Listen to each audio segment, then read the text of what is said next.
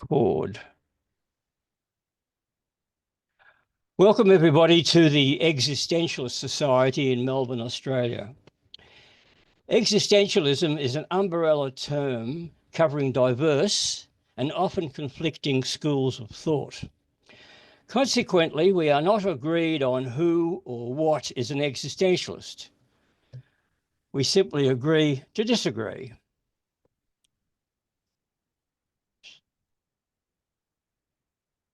I'm David Miller, Secretary of the Existentialist Society. Now, our guest speaker today is John Rubin, and his topic is Love, Castration and Necessity, the Philosophy and Letters of Heloise and Abelard. John, over to you. Right, thanks so much. I'm just going to turn my share screen on again, and then I will get us underway. Well, thanks so much, David, for inviting me back here. It's been a few years since I was last talking to the Existentialist Society, and when you asked me to, give a talk, I really had to kind of struggle. Well, not so much struggle. It's just like because my research is mostly on 17th century, particularly on Spinoza, and that's who I talked about last time I was here. It's just like, right, I need to do something completely out of my comfort zone. And who better, I thought, than to talk about than this early medieval pair of Heloise and Abelard. So I'm going to, as you see on the front of on my first screen, I have a quote from Heloise to Abelard, and then the name of wife may have the advantages of sanctity and safety, but to me the sweeter name will always be lover, or if dignity can bear it, concubine or whore. And Alexander Pope, like 600 years, 700 years later, writing in his poem Heloise to Abelard, still on that breast enamoured let me lie, still drink delicious poison from thy eye, pant on thy lip and to thy heart be pressed, give all thou canst and let me dream the rest. So one thing we need to kind of know, first of all, about Heloise and Abelard is that they are a famous pair of lovers. So famous that 700 years later, people were still writing poetry and about their love story. And in fact, people are still writing about it in the 21st century. But that, in a way, although important, hence the love in the first part of my title, is not perhaps the most important thing. The most important thing is that they are both philosophers, and they are philosophers that fall in love. I'll also say that just because as I was writing this, I was thinking, okay, I need to roughly fit it into an hour. I'm not sure I've actually said as much about the topic of necessity as I wanted to. In fact, I've said very little about it. So if you want to ask me questions about necessity at the end, I'll happily talk more, or indeed some at all, about it. So who are they? When are they about? What are they about? So Peter Abelard is born in Brittany in 1079. We know most of his life story from a book that he calls My Calamities, or the Calamities of Peter Abelard. An important thing to remember at this time, France as a nation doesn't really exist. And so Brittany, where he's born, is not part of France. It is Brittany, it's independent. And of course, 1066 having just happened, Normandy as well is not part of France either. Nonetheless, Abelard does spend a lot of time in Paris, obviously the capital of France, but he's kind of bouncing around between Brittany and Paris, and then the south of France, which again isn't really France at the time either. France as a nation is much smaller than it is today. So then Heloise is born. Now we don't know exactly when Heloise is born.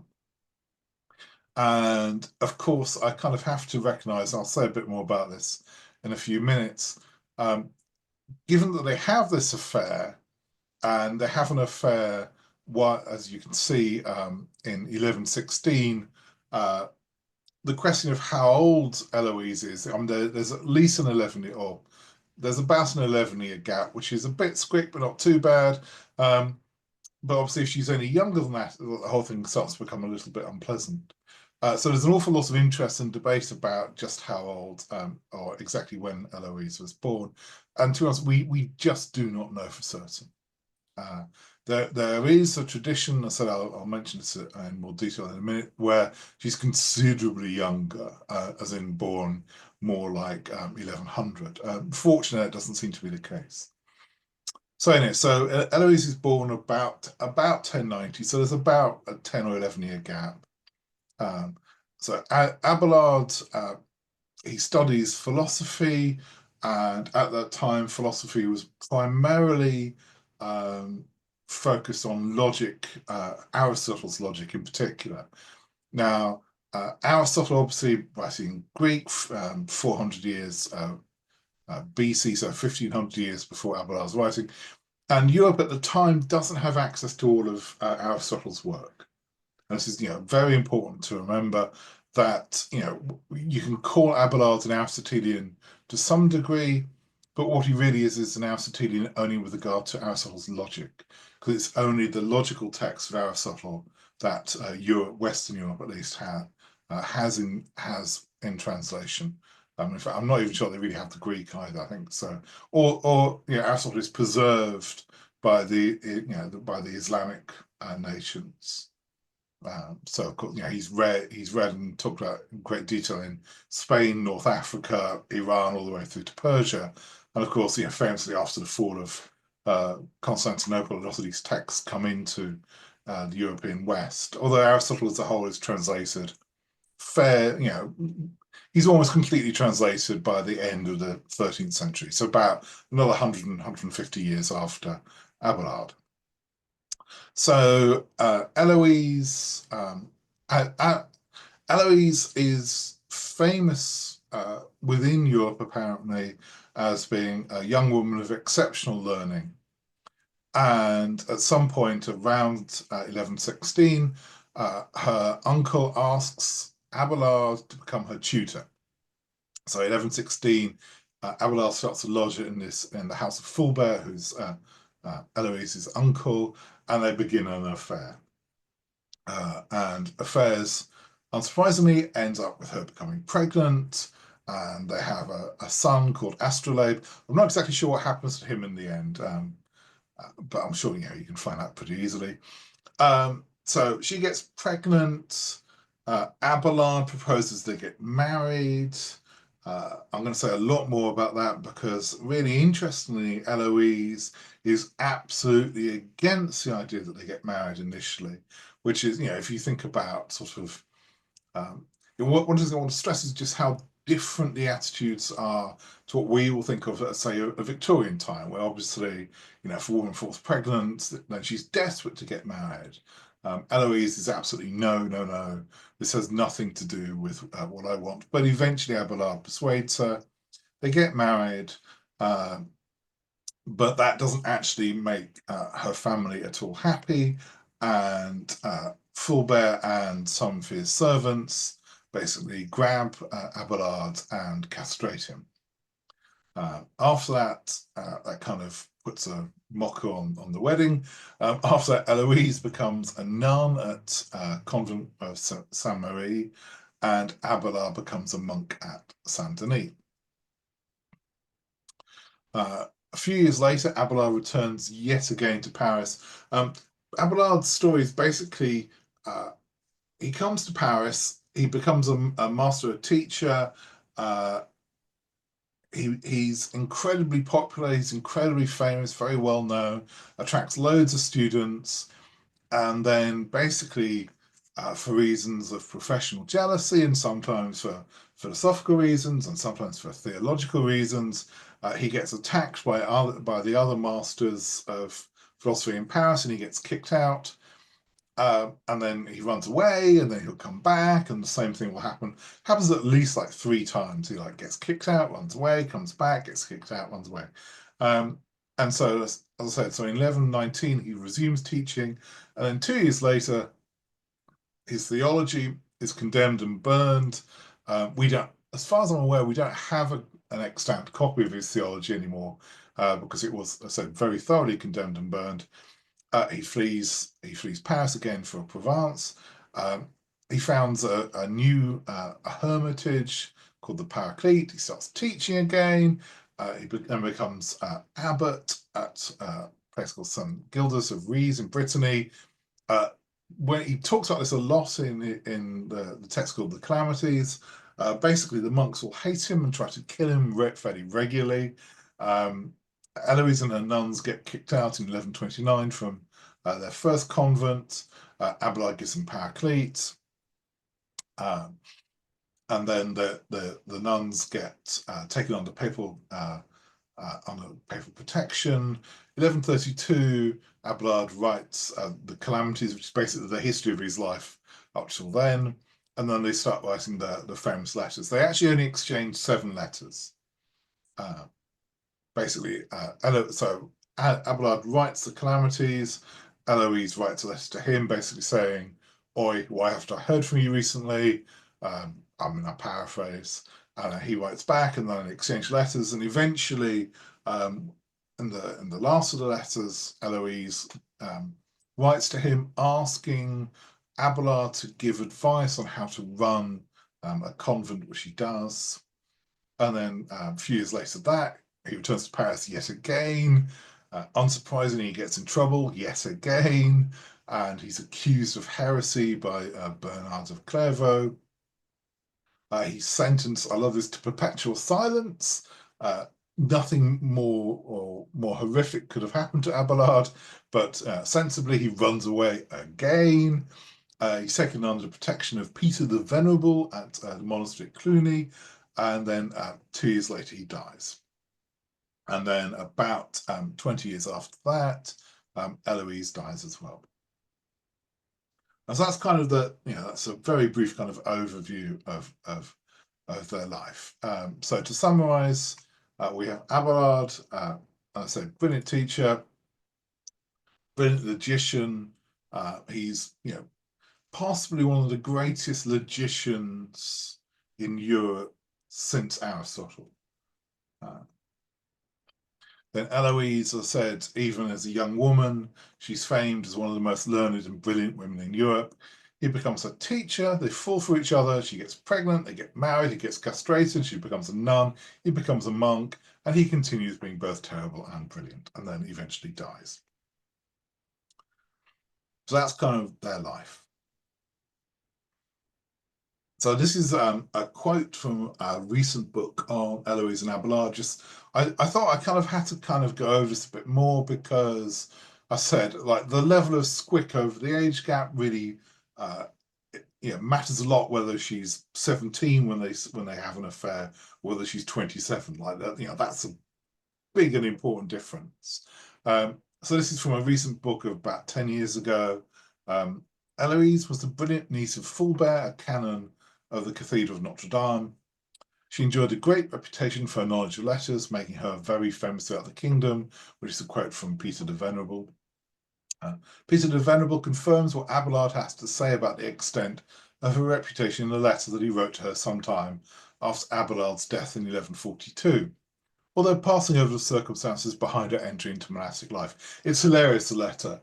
It's like, basically the letter is saying, oh, you were so wise, you were so wonderful, you were so philosophical, now you've traded philosophy in for theology. Clearly that's that can only be thought of as an improvement.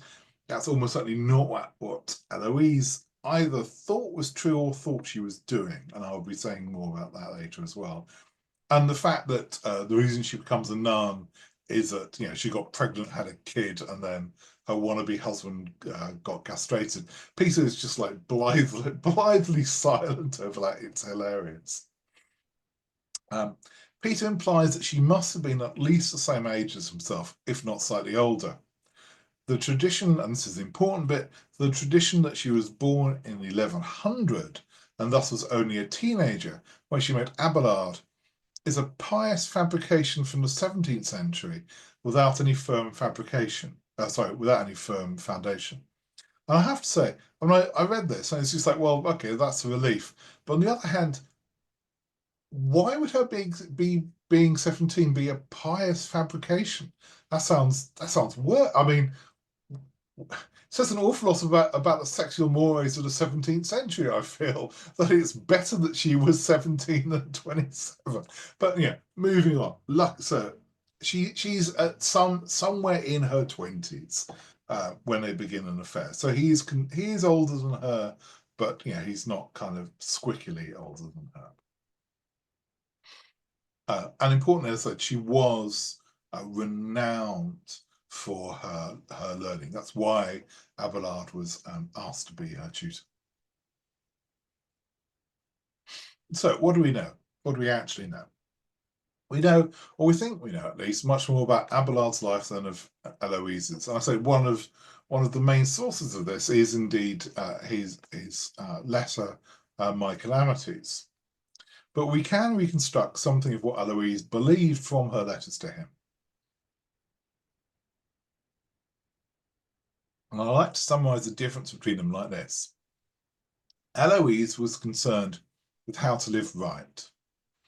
Abelard, on the other hand, was concerned with being right. And you see this particularly with Abelard, well, you see this very strongly with both of them.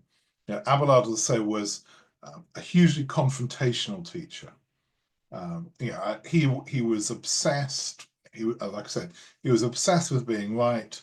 And in a sense, you have to think that if he'd been at least slightly more politically aware, he probably could have had a much better and less calamitous life in Paris. But no, his commitments to being right above all else was at least one of the things that gets him into trouble. Heloise, on the other hand, was much, and so Abelard is very much part of this kind of dialectical tradition of disputation where philosophers argue explicitly with one another. And that's very much an Aristotelian kind of tradition, despite them not having like the full Aristotelian corpus. Heloise, on the other hand, was very much concerned with how to live. And that's still very much a philosophical question. Obviously, there's an ethical component to that.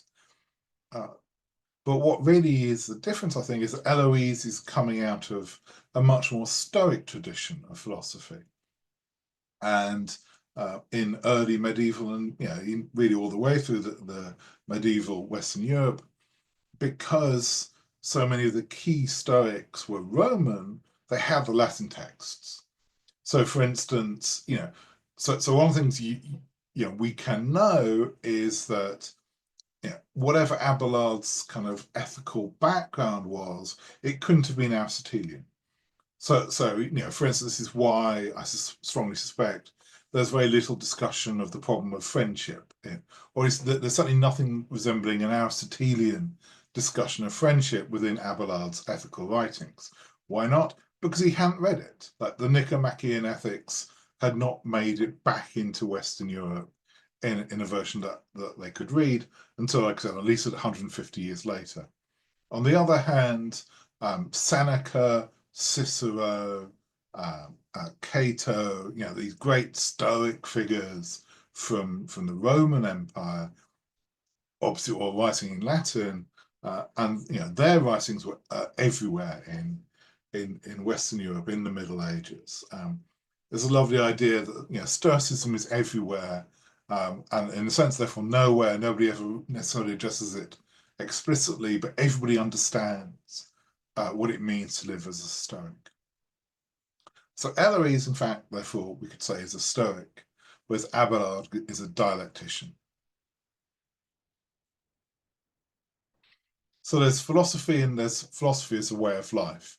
I don't know whether or not you've come across this kind of distinction. It's become more and more well known, really, since I suppose the 1980s is when a particular French philosopher, Pierre Hadot, really makes this idea, popularizes this idea, and then Michel Foucault takes it up as well, and plenty of others, the French writers take it up, and it's just become kind of a more commonplace.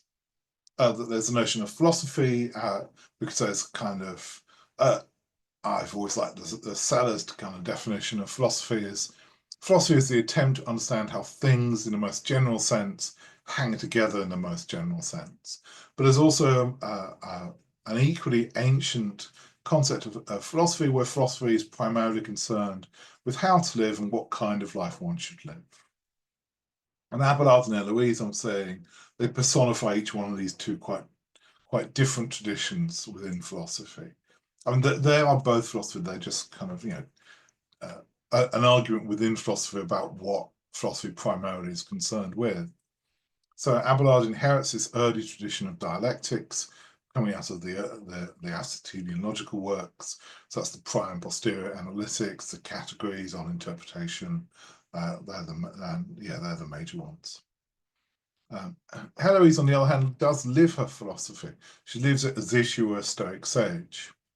And so we do have this clash between philosophy as dialectics and philosophy as a way of life.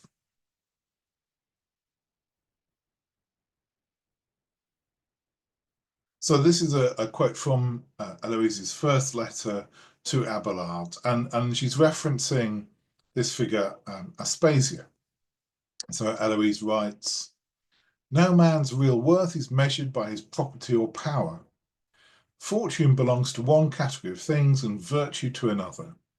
And no woman should think herself any the less for sale if she prefers a rich man to a poor one in marriage and wants what she would get in a husband more than the husband himself. Reward such greed with cash and not devotion, for she is after property alone and is prepared to prostitute herself to an even richer man, given the chance. This is the argument the philosopher Aspasia used." So who is Aspasia? Why is Heloise referencing this argument that Aspasia made? So Aspasia was the partner of the ancient Athenian leader Pericles. Heloise calls Aspasia a philosopher twice in two consecutive sentences, using this is a quote, using the rare feminine form of the noun. So it's no accident, it's no mistake. So Heloise is stressing that a woman can be a philosopher. More surprisingly, at least given that this is more surprisingly to me, maybe if people are more familiar with the sexual mores of the 12th century than I am, more surprisingly at least, given that this is the mid-12th century, is that, quote, "a concubine or whore can be a philosopher if she devotes herself to virtue." So whatever the model of virtue that Heloise has in mind, it cannot be one with any link to sexual virtue. No sexual double standards are permitted here. So when I said that Aspasia was the partner of the ancient Athenian leader, I possibly should have been a bit more explicit. She is his concubine. So not partners in marriage partner, partners as in concubine. But again, she's there's no shame here. There is no sexual double standard at all.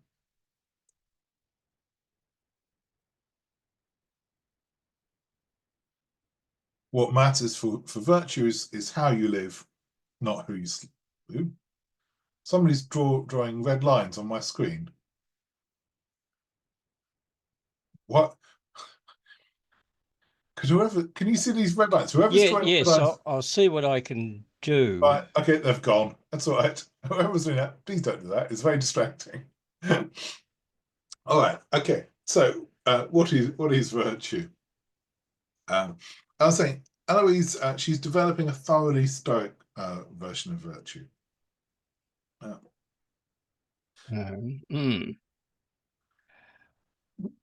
What you can do to stop it is the top right-hand corner. If you click on your bring down that little drop box, it'll no, maybe I've got to do it. So if you want to somebody making notes, it's very I've never seen that happen before. Is somebody that's writing on the screen? It's very odd. Yes, it's called annotate, and you somebody's annotating. Oh, okay. Let's see. Now, if I make you a co-host, then on your share screen, the top right-hand corner, you can disable annotation for participants. Okay, there we go. I've done it. Disable annotation for others. Sorry about that, but it was quite all right. No worries. Super distraction. Yes, I should. Nice, I was worried people were going to start like scoring like ass all over my guys. It's like, oh no. All right, okay. So, what is virtue? So I was saying, Heloise develops a thoroughly stoic version of virtue. Virtue is linked, and what does this mean? It means that virtue is linked exclusively to a notion of intent, not consequence. And so this is another quotation from letter 3 to Abelard. I'm entirely guilty, as you know. I'm entirely innocent. For blame does not reside in the action itself, but in the disposition of the agent. And justice does not weigh what is done, but what is in the heart. So what does this actually mean for a theory of virtue? You know, when just again for context, when Heloise is writing this, she's writing this to Abelard, and she's referring to the attack that her family did on him. So she's referring to his castration. So, you know, is she to blame for that? And she says, well, on one hand, I'm entirely to blame for it, but on the other hand, I'm entirely innocent. How can that be? Because action does not reside in blame does not reside in the action itself, but in the disposition of the agent. So it was not me that carried out the castration, so I'm entirely innocent. But in some more profound way, I nonetheless had a guilty mind about it. And a guilty mind is enough to make her, in her view, entirely guilty. So guilt and innocence. So Heloise's point is simple enough. Did she carry out the castration? No, so she is utterly innocent. Was it her intention for Abelard to be castrated? No, I'm not really saying that either. So where can we say that her guilt lies? It lies actually in her fully endorsing all her intentions, and therefore all the consequences of her intentions that led up to his castration. And what does that mean? It means that she will never regret her affair with him.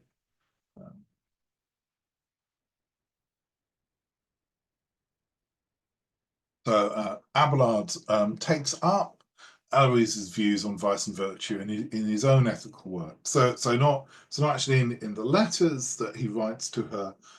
He writes 2 ethical works. There's 2. The first one is called the Ethics, and the second one is a dialogue between a philosopher, a Jew, and a Christian. The dialogue is actually 2 sets of dialogues. So the first one is a dialogue between a philosopher and a Jew, and the second one is between a philosopher and a Christian. The second one is basically trying to persuade people that everybody that you can be both a philosopher and a Christian. But the Ethics itself is split into 2 books. The first book itself is two parts. The first part or first book of the Ethics is on vice. What makes something vicious, and the second book or part is on virtue. However, only the first page of the second book is written. I just couldn't not say this. This is clearly a man after my own heart. It's like you're writing this massive tome on virtue theory. The first half is all about vice, and you come to write your big concluding thing about virtue. You manage a page, and then you get distracted and do something completely else instead. I'm just like, yes, Abelard. I have this absolute soft spot for Abelard. Like, almost certainly a terrible human being, but somehow very endearing. So this is a quote from a chapter about Abelard's Ethics. The unfinished second book of the Ethics. I mean, calling it unfinished is very polite. It's like on that grounds, I've unfinished like hundreds of books that I've just written 1-page outlines for. The unfinished second book of the Ethics begins with the description of what Abelard himself takes himself to have accomplished in the first book, namely the provision of an understanding of what sins are, how they are rectified, and how they differ from vices. The second book was supposed to have taken up the topic of what it is to do good, or, as he prefers it to put it in his more careful moments, what it is to do well. The text was abandoned after 1 page. The ethics then consists of a rather elaborate and zestful account of wrongdoing. Zestful is academic speak for outrageously funny. Zestful account of wrongdoing, along with a merest of gestures towards an account of right doing. It is as if Dante had neglected to write Paradiso after finishing Inferno. But as the newspapers attest daily, accounts of wrongdoing fascinate us more than accounts of right doing. How many more people have read Inferno than Paradiso? And I won't embarrass my audience by asking you to put up your hands if you have indeed read them both, and indeed Purgatorio as well. I know some people claim that Paradiso is a masterpiece, but who doesn't prefer Inferno? So Abelard's ethics rely on a rigorous distinction between mind and body. What does that mean? It means that bodies for Abelard cannot sin, only minds can. I'm being chatted to. What? I shouldn't read chat mid things, always distracting. Okay, so Abelard's ethics rely on a rigorous distinction between mind and body. Bodies cannot sin, only minds can. To think otherwise is to commit a kind of category mistake. Okay, so a very clear statement, but why might we think this is true? So Abelard asks us to consider bodies in motion. He says, okay, consider two bodies in motion. The first is a conductor gesturing downwards to keep the beat for their orchestra. The second is some pugilist in a bar fight. Okay, Abelard doesn't actually talk about pugilists and bar fights. I had to kind of come up with examples. Second is some pugilist in a bar fight making exactly the same motion, but this time it is to hit somebody. Abelard's point is that what distinguishes the two cases, if we for the moment ignore the circumstances, cannot be the movement of the bodies themselves. Why not? Because X hypothesized they are the same. Yeah. So what we're saying is, look, we've got the same motion. One is a conductor keeping beat, and the other is some dudes in a bar fight trying to punch somebody. Right? We're saying that, you know, from the outside point of view, it's the same motion in both cases.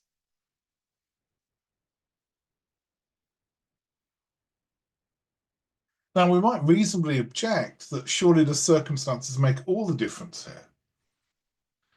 You know, we're saying, okay, look, sure, the bodily motion's the same, but in one case, it's a dude trying to keep time, in the other case, it's a dude trying to smack somebody else. Sure, the motions themselves are the same, but clearly it's the circumstances that determine the ethical or moral status here.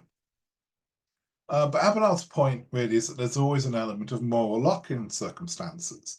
And it's this that makes Abelard think that circumstances are morally irrelevant. So let's consider the conductor and the pugilist again. Imagine if, as the conductor is gesturing downwards, some unwise superfan jumps in the way and is hit. We don't attach any blame to the conductor, even though somebody has been punched. Why not? Well, because the conductor did not intend to hit anybody. Seems, you know, hopefully that doesn't seem desperately controversial. Now consider the pugilist in a bar fight. They make the same motion as the conductor, but the person who will be hit by this motion dodges. Nobody has been hit. Does this mean that there is no vice? Is the pugilist actually virtuous? Hopefully, obviously, no. After all, we say that the pugilist intended to hit somebody.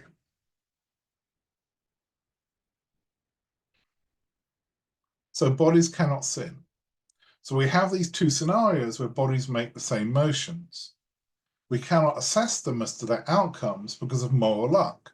Does somebody dodge? Does somebody get in their way? So we can't assess them. We can't assess them not just their outcomes but the circumstances as well. And besides, it's more natural to say we care about the conductors than the pugilist's intentions. Rather than thinking about the circumstances and moral luck, it just makes much more sense to say, look, one of them was trying to keep time, the other one was trying to thump somebody. And that's what matters. It's like, what was it they were trying to do? What was it they were intending to do? That's what matters. It's not about the movement of the body. And this is why Abelard can say bodies cannot sin, only minds can, not interestingly with regard to their desires, but only with regard to their intentions. I'm going to skip over that distinction. It's interesting that he doesn't think, he thinks that desires can be good or bad, but he doesn't think that they can be sinful. It's only, in a sense, you can have a bad desire, but that doesn't really matter. What matters is whether or not you act on it.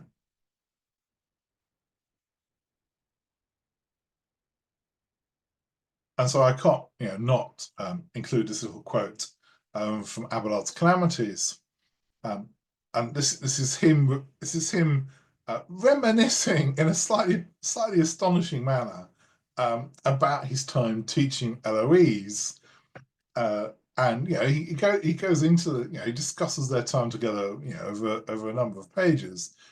But there's this, just because this line kind of fit really neatly with the ethical discussion. To avert suspicion, there were some beatings, yes, but the hand that struck the blows belonged to love, not anger, to pleasure, not rage, and they surpass the sweetness of any perfume. And to which the only response is, okay, up till now I've managed not to say this, but it has to be said at some point. This is the most French story you could ever possibly imagine. I was just like, everything about the story is French. It's like up to and including this idea that he's basically spanking her at some point, and it's now like 30 years later recollecting.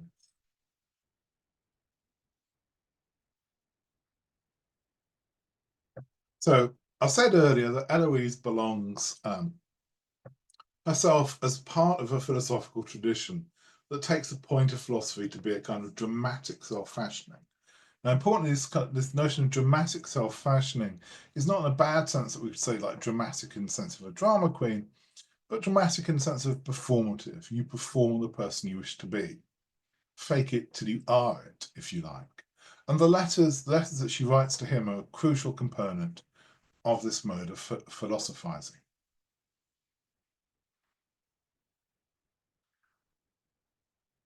So I said already, so it's the case that it's only the early Aristotelian logical texts that when they're collected together, they're known as Aristotle's organon, that were available for this very early part of medieval Europe. On the other hand, they did have all the Roman Stoic literature, especially Seneca. And Seneca's letters are crucially important for how Heloise presents herself. The point of the writing of the letters is very much in the mode of Seneca to his friends when they ask for advice.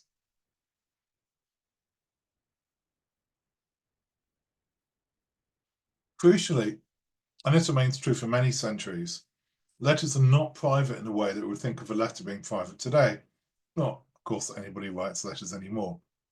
And this is true, so in a period that I mostly write and study about in the 17th century, people will study other people's letters, and it's really important to recognize that, people will write that, these letters basically will start, dear Fred, lovely to hear from you, hope your wife and kids are well, and there'll be like a 10-page philosophical disquisition, and then it'll go, yours lovingly, Bert, PS, you owe me 10 quid. And the point is that letters at that time were very much public affairs. They're much more similar. The way we think about it is they're more like academic journal articles. You'd write a letter that would have a scientific or philosophical or historical disquisition in it, and the thought is that would then be copied and spread around. So letters, when people talk about the Republic of Letters in the 17th century, this wasn't necessarily a desperately new thing. It just became even more heightened then. So when Abelard and Heloise are writing to each other, despite the massively personal tone and nature of what, especially what Heloise is writing to him, they're not private in the way that we'd now think of a love letter as private. People wrote letters with the expectation that they would be read by many more people than just the addressee. And that, as I said, this idea is a very traditional one. The Stoic letter writing There always was an explicit addressee, but the thought was always that that addressee would then be reading out this letter that they'd got from their master or to their master to their own friend. So I said letters very much more like a journal article that we think of today. They were public affairs. So letters are very much public text. They're closer to lectures than they are to what we think of as a letter today. And I'll give you another example here. Think of Paul's letters in the New Testament for an example of how this worked. I've actually spelled worked. In fact, okay, never mind. That's me not proofreading. So when Paul writes his letters to the Thessalonians or whoever he writes them to, again, these were letters that were meant to be read out in church. They were not private. Letters as lectures, they'll put it here. So this is William Levitan has written an introduction to a collection of Heloise and Abelard. It puts it really nicely.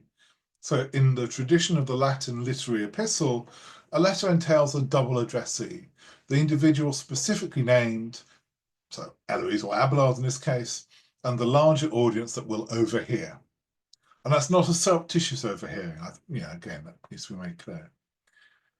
With Heloise, as with Abelard, the public side of the audience is always in mind, even when she reports what we may now think will be her most intimate and private emotions. Now, importantly, it is not some shamelessness that drives her to this language, but the controlled theatrical thrust of Stoic self-presentation. In this furious lament, and I'm going to read out this lament in just a moment, in this furious lament, it is not the self-indulgence of a queen of the night displayed for all to see, but the virtuosity of a Lucia pop. But here it is Heloise performing the role of Heloise. And so I'm just going to read, this is from her third letter. I'm not going to show it because it's a bit long and it will be a bit too small. And so this is from a third letter, and it's an utterly remarkable text. Oh, the ungodly savagery of God, if I may say it, the mercilessness of his mercy, the vast misfortune of that fortune who besets me in her universal war. She has launched all her arrows against me, keeping none for her rage against others. See, her quiver now is empty. No one else should fear attack. And if she had a single arrow more, she could find no place in me that does not already have its wound. Among so many wounds, there is just one that gives her pause, the one that ends my torment with my death. Never does she rest in my destruction, but while she rushes to destroy me, she would not have me destroyed. I am the most unhappy of all women. I am the most unlucky of all women, to be raised as high above them all because of you, as I am cast down low because of you, and because of myself as well. The steeper my ascent, the worse my fall. Has there ever been a woman of power and birth whom fortune preferred to me, who was then so overthrown and overwhelmed in grief? Has there been glory like the glory that was mine because of you? Or ruin like the ruin that is mine because of you? Has there ever been a fortune of such extremes who knows no moderation in good or ill? She made me blessed beyond others, to leave me broken beyond others. So when I considered how much I have lost, the grief that consumed me will be no less than the loss that crushed me, and the pain that was to come will be no less than the love that had gone before, and the deepest of all pleasures would now end in the deepest of sorrows. So, as Levitan says, what we mustn't do is read this in a kind of a modern melodrama style, where it's kind of a look at me, self-indulgent thing. No, this is Heloise, as Levitan puts it, performing the role of Heloise. This is Heloise becoming more herself.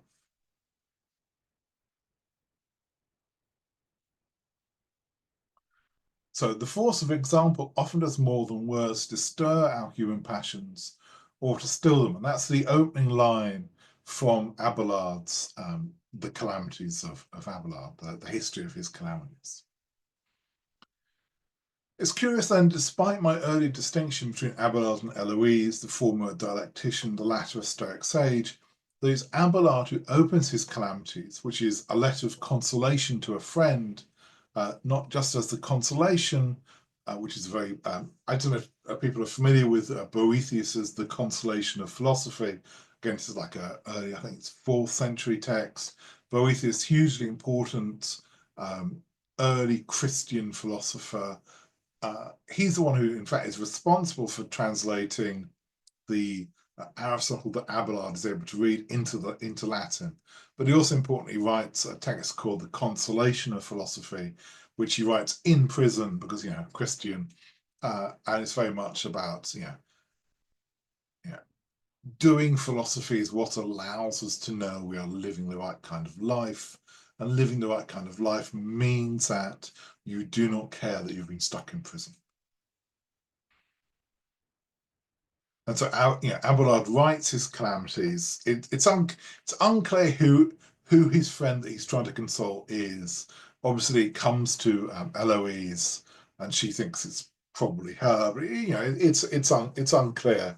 But Abelard basically says, look, you think your life sucks. Let me tell you what my life has been like, and yet still I find pleasure in doing philosophy, and yet still I find the philosophical life worth living. And so and this idea that it's the example of the Stoic sage. Obviously, it's the example of like Christian saints and Christian mystics as well. There's something really important about the way, about knowing how it is that people live that can in fact do so much more than merely telling people about how they lived. Come up with a clever kind of argument as to how people live is never going to be as convincing, according to this kind of framework, as giving basically a literary biography of some Stoic sage or Christian saint. So examples stir our passions much more than mere arguments could do.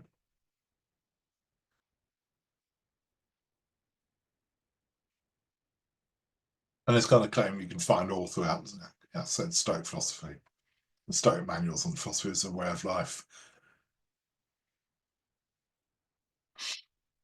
So interestingly, though, perhaps the strongest statement of Heloise's position on philosophy as a way of life comes in Abelard's own recollections. So I said, the history of my calamities is this text Abelard writes before they start exchanging these letters, and obviously it's written like about 20 years after their marriage and his castration. So we can't know for sure how accurate his recollection is, but there's this to me, what I find out an absolutely fascinating moment, which is Heloise is pregnant, Abelard wants to marry her. He's offering to do it he says to protect her, but obviously it will also protect him. It's like, okay, we might have had this affair, but we've legitimated the affair now, so please don't come after me. But Heloise is remarkably opposed to this idea. She doesn't. I mean, importantly, Abelard does convince her in the end. It's not clear whether or not it. Well, I think it probably is clear that Heloise was right in a way. It doesn't help either of them. Possibly makes things worse. But Heloise, as I said, is remarkably opposed to this idea, and it's remarkable because she's at that point she'd be an unmarried single mum in early medieval France, and yet she's like, no, absolutely no to marriage. So in Abelard, but importantly, not because she doesn't love Abelard. She is obsessed with Abelard for like 50 years. In Abelard's recollection in his calamities, she quotes a number of Stoic writers as well as Christian ones against both the necessity and the utility of marriage. So these are quotes I'm kind of be finishing up with. So Abelard tells us, I went straight to Brittany. Remember, Brittany, not part of France at the time. I went straight to Brittany to bring back my lover and make her my wife. But far from falling in with the idea, she vigorously argued against it. But if I wouldn't take St. Paul's advice or listen to the fathers, so, the early church fathers, so Augustine, Jerome, about the heavy yoke of matrimony, then at least she insisted I should turn to the philosophers for what they said on the subject and what was said about them. So this is now kind of Heloise's voice in the Calamities. What husband could ever concentrate on philosophy or scripture and still put up with babies howling, nurses mumbling their lullabies, and a riotous gang of servants tramping all throughout the house? Well, okay, that's nice. That's why Abelard shouldn't marry Heloise. But then Heloise immediately, what wife could stand the endless mess of children? I love this idea. It's like, no. It's like children, marriage, a disaster if you want to be a philosopher. This is not the way it is with philosophers. For the rich or anyone else concerned with worldly occupations will have no time for what philosophers must do. That is why the great philosophers of the past put so little value on the world, not merely turning their backs on it, but actually striving to escape it, and why they denied themselves all pleasures so they might rest in the arms of philosophy alone. And that's, I think that's a nice way to give Heloise kind of the last word on the task of philosophy. Heloise, who is, as I said, as French could be, absolutely obsessed with the memory of the pleasures that they share, but now recognizing that their true life must be to rest in the arms of philosophy alone. And with that, I'll finish. Thank you very much for listening. Well, thank you, John, for your talk on Love, Castration and Necessity, the Philosophy and Letters of Heloise and Abelard. Now, before we open the meeting up to questions and comments and discussion with John, I have a couple of announcements. The first of which, the next Existentialist Society lecture discussion will take place on Saturday, the 4th of January at this time. That's if you're in the eastern seaboard of Australia. Be Friday evening if you're in North America.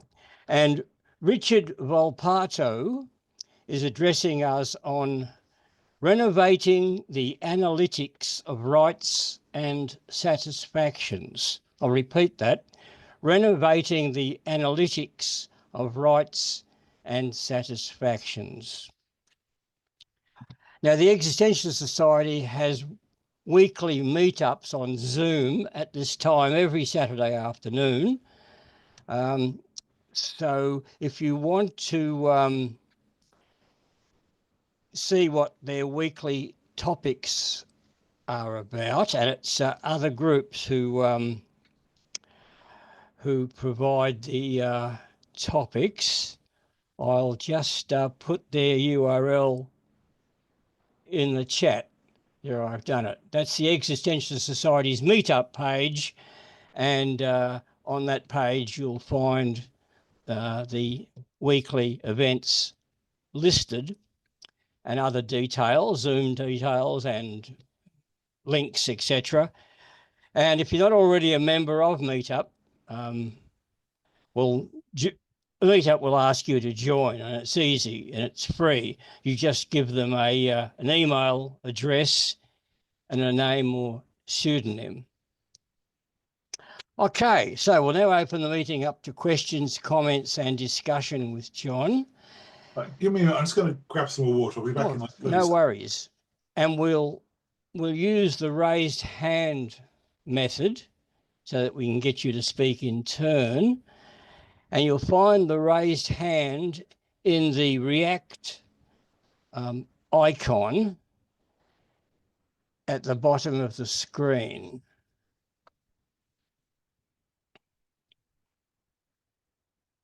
So if you click on that, you'll be able to make a comment or ask a question.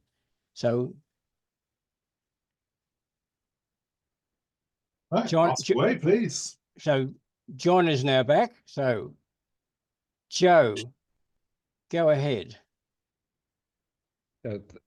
Thanks for the discussion. Actually, this is obviously an area of great interest to me and a lot of discussion.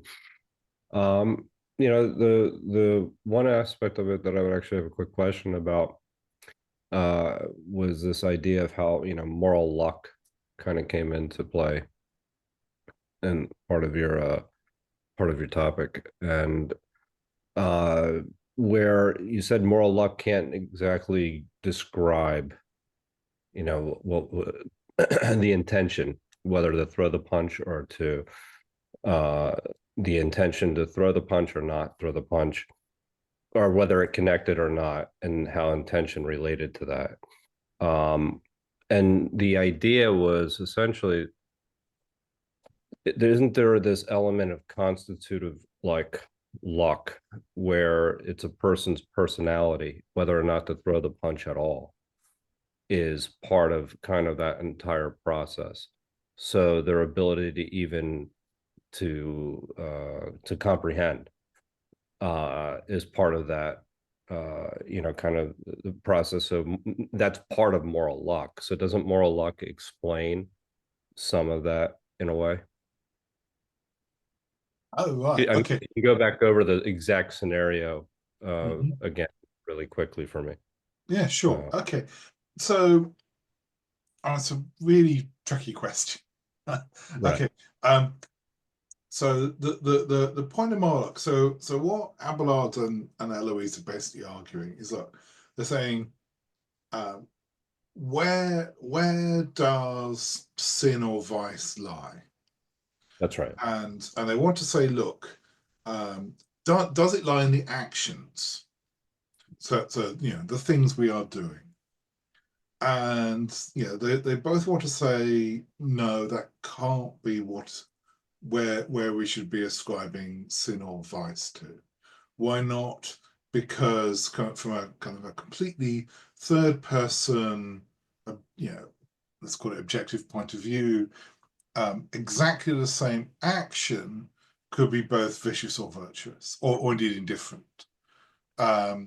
And so the kind of the moral luck story was just to sort of hammer out any kind of possible contingencies to help strengthen that argument. So it's like, well, okay, because you might want to say that it's that it's the action combined with the circumstances that determine whether or not something is vicious or virtuous. And the moral luck story is just to say, well, actually, we can't make it this appeal to the circumstances. So you might say, look, you're in a bar fight. It's those circumstances that make that particular action vicious. And the moral luck is just to saying, well, actually, no, because if the dude I'm trying, let's say it's me, if the dude I'm trying to punch sways out the way, so I miss, that's moral luck. It's like, okay, I've failed to punch somebody, but we don't think that's enough to say, well, okay, therefore my action wasn't vicious, and so that's kind of where the moral luck, that's the issue of where the moral luck bit's coming in to say, okay, so it's the actions on their own can't be vicious or virtuous because they can be identical, whether it's a conductor or somebody trying to punch somebody. The circumstances plus the actions can't determine this because circumstances are open to this moral luck problem. Like, somebody could dodge. So that can't be where viciousness or vice comes in. So it must be the intentions. It's like I was trying to punch somebody, and it's my intention to punch somebody. It's where vice or virtue comes in. Now, your question is kind of the classic, problematizing those sort of compatibilist arguments to say, well, look, sure, you have this intention to punch somebody, but can we really hold you responsible for the intention, given, I mean, given the reason you have this intention is to do with your character, and your character is not really up to you because your character is a a product of your circumstances, your life history, none of which we would say you were necessarily responsible for, without getting into some kind of circularity. Correct.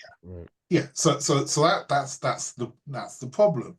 Now look, Abelard's gonna say, well, I think Abelard just bites the compatibilist bullet and just says, well, actually, at a certain point, you need to stop that regress. And so then the question is just where you want to stop it. And he will stop it at the intention. And so, you know, in a sense, you're absolutely right that you can always try and push or push away responsibility for the intention back to like the life history for which you do not have any responsibility. But Abelard, I said, I think this is kind of a classic compatibilist answer. It's just to say, well, we don't accept, or I don't accept that I have to buy into that regress. Did you try to punch me? Yes. Did you mean to try and punch me? Yes. Do I care about your life history? No. And so you can just like guillotine that regress argument. Or do you even care about their ability to even comprehend? Because then the reason why I only bring this up is because then this relates to the ability to even pursue what is virtuous. So it becomes there's a biological aspect to this as well, and that's so even under the law today, like in the United States, I mean, if there has to be intention, right? And so there is there's a criteria in order to even have intention, right? So where does that fall into that kind of mix? So is that as far as is it just a universal that I mean, okay, so from the legal perspective, in a sense, they'd want to draw a distinction between kind of I'm getting lucky. I need to shut the door so that my partner, who is a legal scholar, doesn't hear me mangle the terminology. So yeah, it would be difference between we want to say, are you guilty? Did you have the guilty mind, the mens rea? And that kind of guillotining of the causal history stops there. And so yes, you did. So we can find you guilty of you had that intention, you tried to punch somebody. We think you're guilty, but then you say, well, okay, but what do we do with that guilt? And then you can say, well, okay, they're just a poor boy from a poor family, spare him his life, etc. And so if you like, the point at which we worry about the reasons why they had that intention come in after the determination of guilt or innocence. And so that's kind of very, very crudely how it's dealt with under the law. You determine guilt, you determine punishment, and the biography is mitigation. That was the word I was groping for. So guilty mind, then mitigation. Good. But thank you. Robert, it's your turn. Unmute yourself, Robert. Just did. Right. Thank you. Hello, I was actually going to bring up exactly the issue you've just been talking about, John. Having taught business law for many years, the actus reus and mens rea stuff shows that English law is based upon the idea that there has to be a bad action which causes some harm to somebody, which is what the problem is, and there has to be a bad intention. And the law is hedged around a huge amount with how you can establish whether there's a bad intention. One is the diminished responsibility issue, like you can't have a bad intention if you've got an IQ of 30. Sure. The other one is the accident issue, which has been much modified in the last century by negligence. You can have no particular intention, but if you're stupidly careless and reckless, then you're responsible anyway. So even if you haven't got the bad intention, if you're reckless and you don't take proper care not to cause harm, then you are just as guilty as though you had the intention. So it's more complicated than the very simple yes or no argument of Abelard, but it's still very much in the same sort of tradition that you have to demonstrate the bad intention. And if the defendant can show that there was no bad intention, that creates a huge burden on the prosecution to enforce guilt. So the argument is still with us. Oh, absolutely. And I've honestly no idea how Abelard would treat negligence. That's because you're right. The whole point of negligence is that somebody was, somebody wasn't trying to do it. They negligently allowed it to happen. Well, negligence was a product of 1930. It's 900 years after Abelard. It came from May Donoghue, who was a very poor woman in Glasgow, being asked out by a friend to a cafe and offered her an ice cream sundae. And an ice cream sundae in Glasgow in those days involved a dollop of ice cream and some ginger beer. So the waiter came out, opened the bottle of ginger beer and poured some over the ice cream, and May had a few bites and then poured out the rest of the ginger beer, and out came a decomposed snail. That's the snail in the bottle case. Yeah. And so the issue was, could she claim some sort of compensation for the illness which she suffered from somebody? And the standard argument was her friend bought the ice cream, so May Donoghue had no contract with anybody. Therefore, nobody owed her anything. The bottler who produced the ginger beer only sold stuff to the cafe, and May Donoghue wasn't part of the contract. Therefore, they had no obligation. And the judge said, in the age of manufacture, where sealed goods cannot be inspected until the consumer opens them, then you can't have this situation where it's based exclusively on contract. There has to be an obligation from the manufacturer to the final consumer. So he actually was a very activist judge and changed the law and invented new law, which has now been applied to 100,000 different situations, which is just amazing. So it didn't exist in Abelard's time. It's an adaptation to mass manufacture of mass-processed goods that are packed in sealed packages. And there were no such things in Abelard's time. So, no, sure. Yeah. So it's not that our law is better, it's that the world we live in has changed. Yeah. Yeah. Well, thank you, Robert. I don't see any more raised hands. Joe, have you raised your hand again? Sure, Joe, go for it. Yeah, just really quickly, you talked about how Abelard inherits this earlier tradition of dialectics, and I was wondering actually if you could expand on that a little bit, and because that how was it basically that's being something that was being recaptured at that particular moment in time. Okay, so as I was saying, you've got the entirety of the corpus of Aristotle, but most of it's not available to the Christian Western Europe. Mostly that's because they either don't have the Greek text and nobody can read Greek, Right. And so what little they have was actually translated.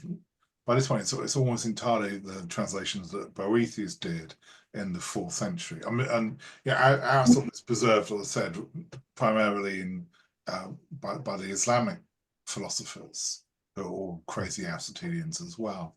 And so the texts that have come down to this early medieval tradition are Aristotle's logical texts.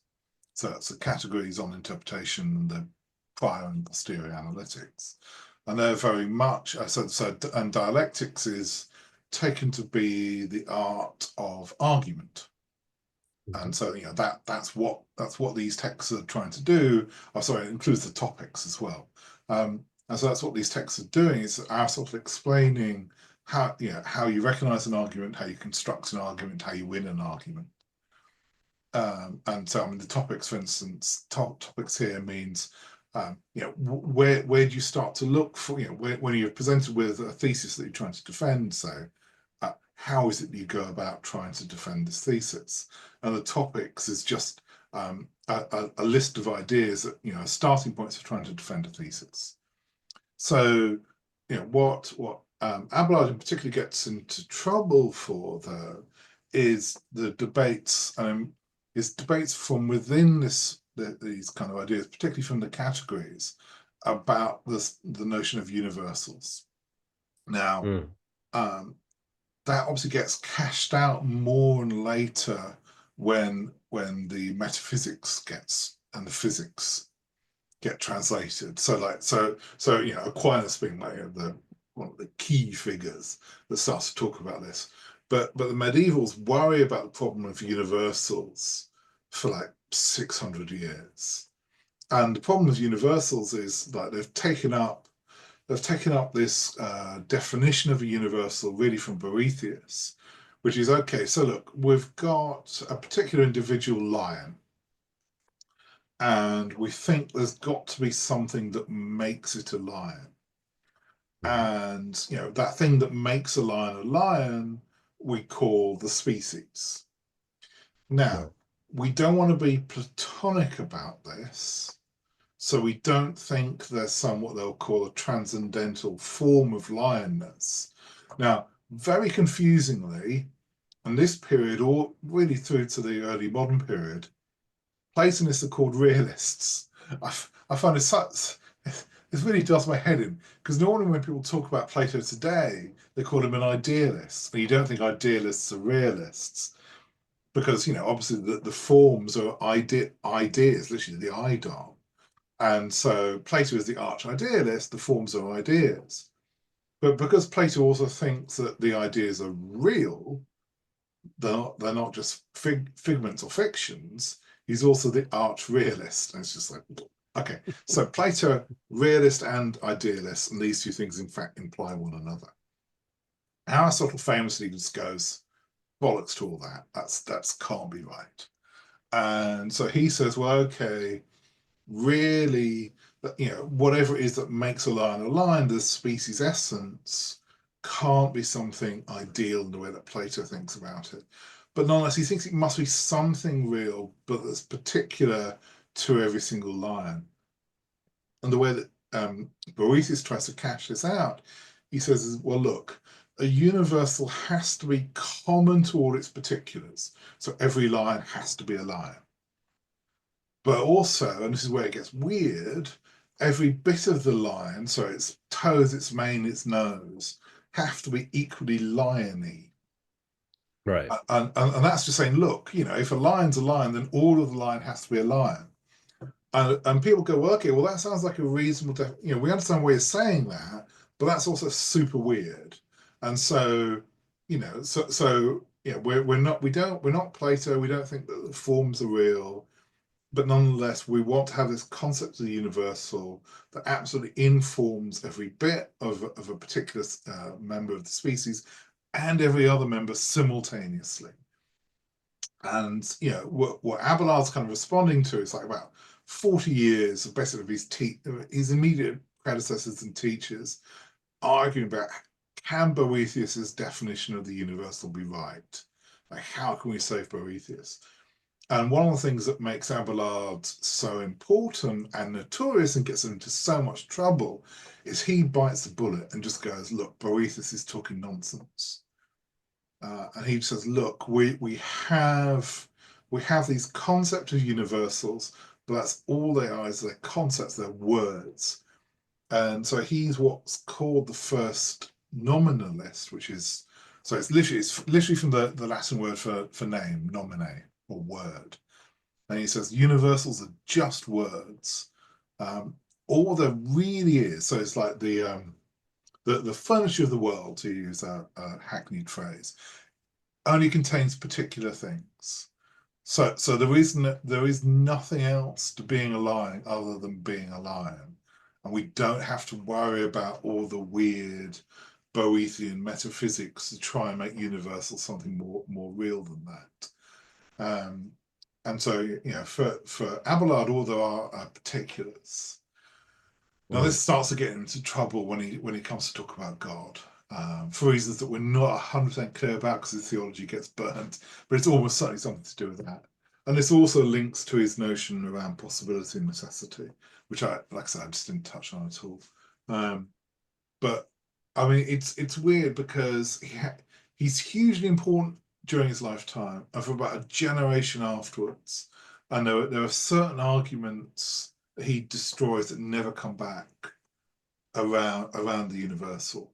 But he's not clear that, for instance, like nominalism gets picked up again in the 13th century. So most famously, like William of Ockham kind of resurrects nominalism to such an extent that after Ockham, concepts are just words.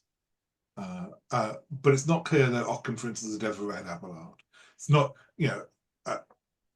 because Abelard keeps getting condemned, keeps getting excommunicated, and his works keep getting condemned, he's kind of not read desperately widely.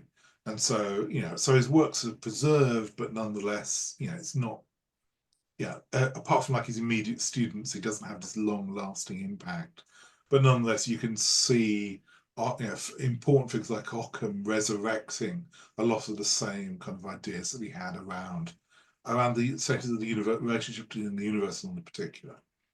I've got a load of hands. Who wants to go first? Well, fantastic. Sorry. No. Yeah, David. Okay, you wait now.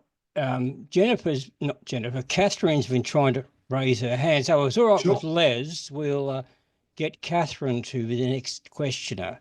Go ahead, Catherine. Unmute yourself. Right, go ahead. You're unmuted. Catherine, it's your turn. There might be something wrong with your microphone because we're not hearing you.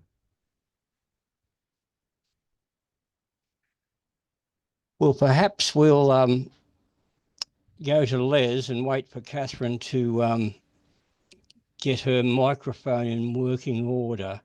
Now, where's Les gone? There he is. Go ahead, Les. Thanks, David. And thanks, John, for very interesting talks. Abelard was certainly a full-bodied character who led a very full and interesting life. So getting back to what we were talking about before about the relationship between intentions and consequences or circumstances, and I think Robert gave a good example of just how the situation's more complicated than perhaps Abelard had thought. I mean, nobody these days talks about, when we're talking about moral responsibility, about whether the body commits a sin or not.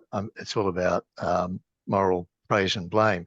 And there's another case of the drunk driver. So there's two situations where the drunk driver intends to get in the car and drive while drunk, and through good luck gets home without running anybody over. And then, of course, the other drunk driver, same kind of circumstance, intends to drink while and drive and runs into bad luck and runs over a pedestrian and kills him. Now, our intuitions tell us that in the second case, in both cases, we say that the person was not of good moral character. So we judge the character, but we also judge more fully as well, the character and the circumstance. And in the latter case, where the person had the misfortune of running over and killing someone, if that goes to court, and maybe you know what the legal situation is now, but I know in ethics classes, this kind of example is shown as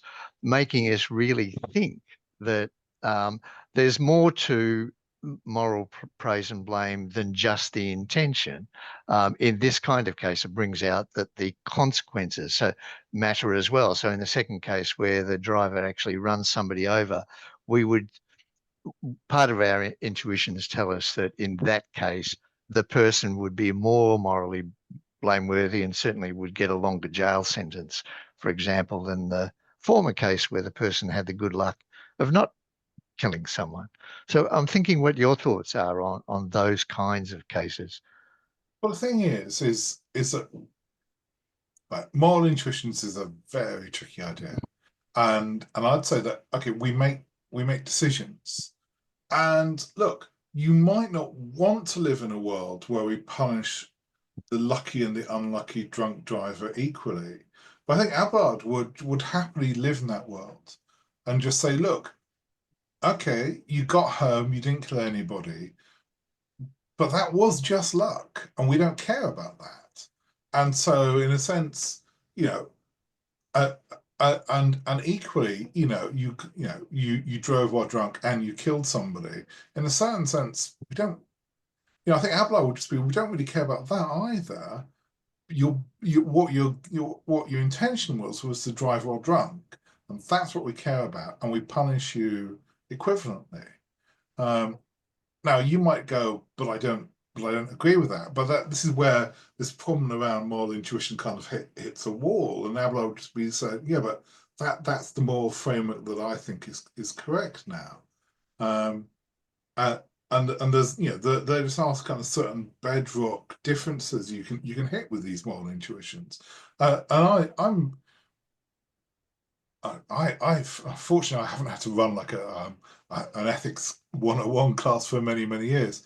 I'm pretty certain you could probably convince a bunch of 18-year-olds that the lucky drunk driver should be punished as harshly as the unlucky drunk driver if you really wanted to. And that's my point, which is I don't trust moral intuitions in these cases. We make decisions. Now, what the decisions we've made for perfectly understandable reasons is that the unlucky drunk driver goes away for, well, sadly, probably not for nearly as long as I think they should do. Like, 3 to 4 years is what you get in the UK for killing somebody while drunk driving. I think that's appalling. I think that's way too low. And we wouldn't put somebody away for 3 to 4 years just for drunk driving. But that's a decision. And I'd be perfectly happy to put them away for just as long. If we think it's the drunk driving that matters, and this is kind of the Abelardian point, if we genuinely think it's the intention that matters, then you would punish them both equally. Yes, so there you go. I think Abelard would just, like I said, bite that bullet and just say your intuitions do not line up with mine, and I'm happy to put the lucky drunk driver away for as long as we put the unlucky drunk driver away.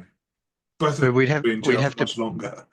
But to be consistent, we have to put the lucky drunk driver away for just as long as if in the case they had run somebody over. And I'm thinking of the case of the parents of somebody who was run over by a drunk driver.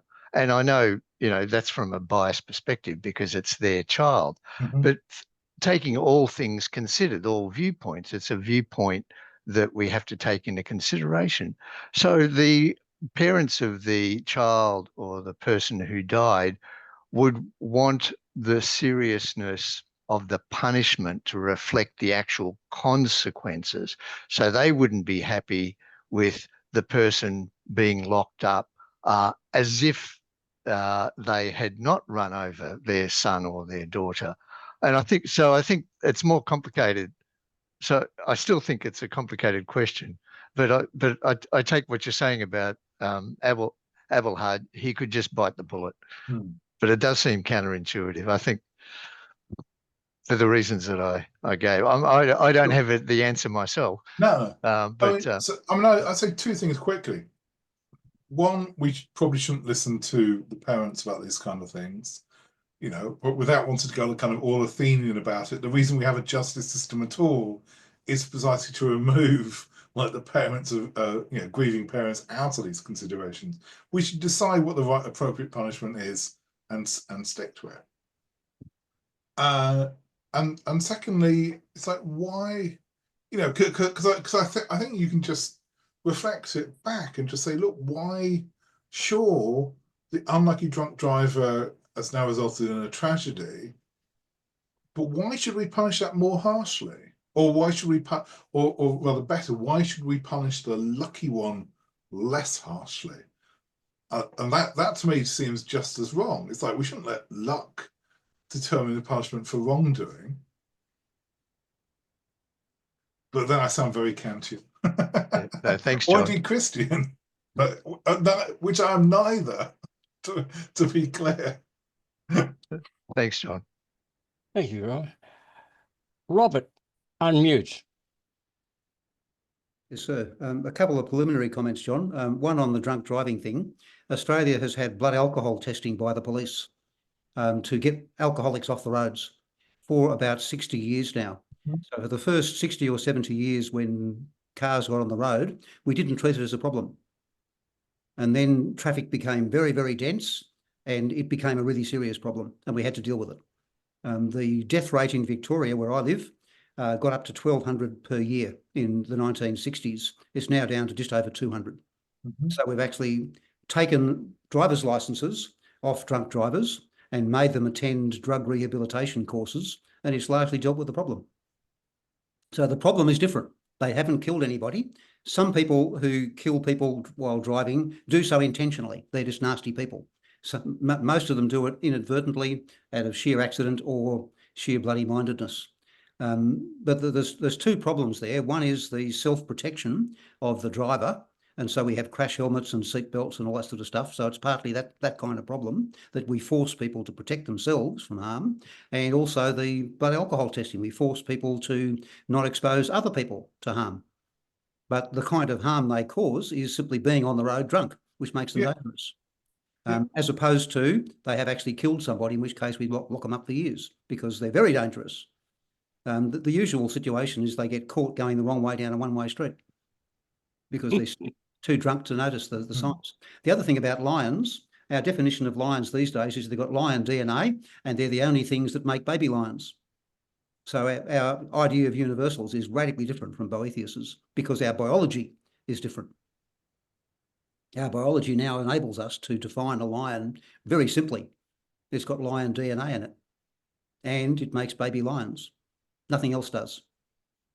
That's true for some species, but as any plant biologist or study of, I mean, the classic nightmare scenario for that. So look, like gulls. Are you familiar with herring gulls, like seagulls? Yes. Are you familiar with this problem? Yes. So for those who aren't, gulls can all interbreed, and you know, if you travel around the world, what you'd find is different species of gulls, and yeah, like I said, so they can all interbreed, but they don't. But partly that seems to be mostly geographical coincidence, and so the mixed baby lions is an easy one for lions because there isn't anything else trying to sleep with lions. Well, it's actually complicated. But people have bred lion-tiger hybrids now. Yeah, so but they're not lion-tiger hybrid has fertile, partly are they? lion DNA, but partly tiger DNA. So we've complicated it. But I was about to say, but I don't think it's oh God, it's the Ligon and I can't remember the Ligon and the Tiger, depending which way around you do it. But I don't think either of those are fertile. And normally when you're talking about species, they have to be able to produce viable offspring. But plants are even worse, notoriously. Like plants hybridize at the drop of a hat. And so, you know, but because of selective breeding, we're very used and comfortable to the idea that, you know, plants are quite naturally distinct in their species. But often it also means we play around with the boundaries of where categories start and end. Yeah. So all I'm saying is confuse things. Yeah. All I'm saying is that I'm very happy to put Aristotle's attempts at biology in the past. And if you ever invite me back and you want me to give my philosophy of biology lecture, I can do that. I used to teach this stuff many years ago. But yeah, it's more complicated than lions give birth to baby lions and it's all lion DNA, I'm afraid. A bit more complicated than that. But the main reason I wanted to put my hand up was to thank you for reminding me. Many years ago, I read Helen Waddell's biography, and I have never read this thing, which I found in an op shop. Oh, right, okay. You have stimulated me to bring it off the shelf and start reading it. So thank you. Yes. Like I said, I will okay. So here's my secret confession. I love Heloise's letters. Abelard's Calamity is very entertaining. because I'm not a good person, and that level of misery is just eventually hits funny. I don't think his letters are as magical as hers are.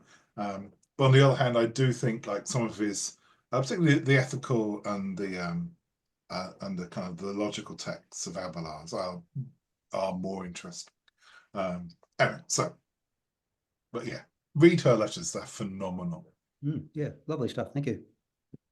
Thank you. Muri, it's your turn. Unmute, please.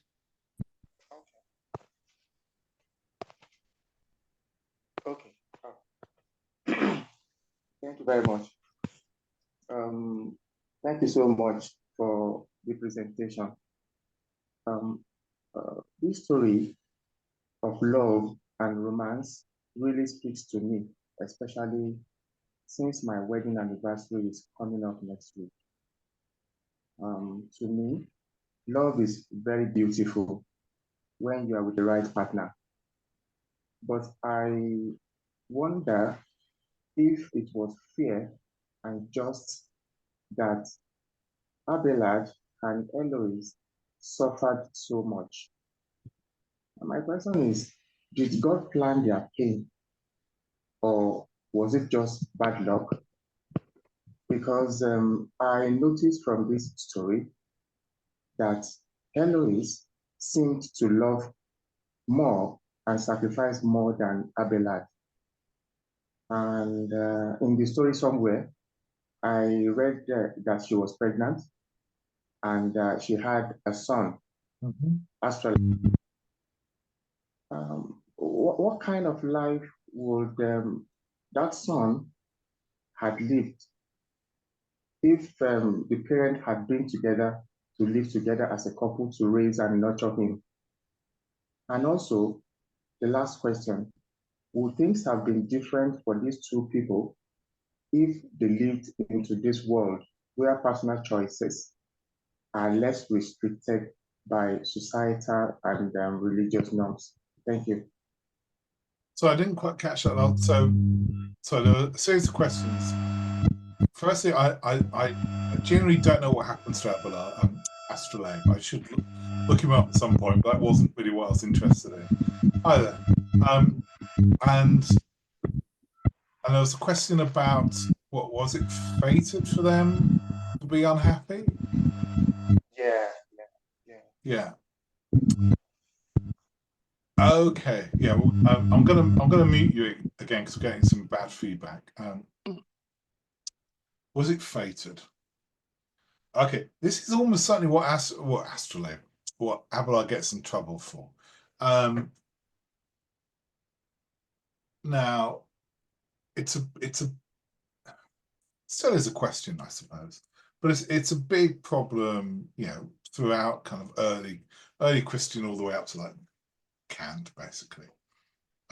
Questions around determinism, responsibility, particularly if you start to think about, okay, you believe in an omniscient God, then it's an oldie but a goodie. How can you believe in a God that knows what you're going to do with the idea that you're free to do it? And if you're not free to do it, how can you be held responsible for you doing it? Okay, so it's kind of a development out of Joe's questions from earlier. Now, like you said, there are all sorts of debates around questions of necessity. And I tragically didn't really have enough time in fact, any time, to really talk about what Abelard wants to say about necessity. And it's really important. It's one of the reasons why I like doing the history of philosophy so much, is you realize that certain things, certain kind of concepts that you assume would have been stable basically forever, in fact, are not. And that's 100% true around questions such as necessity, possibility, and contingency.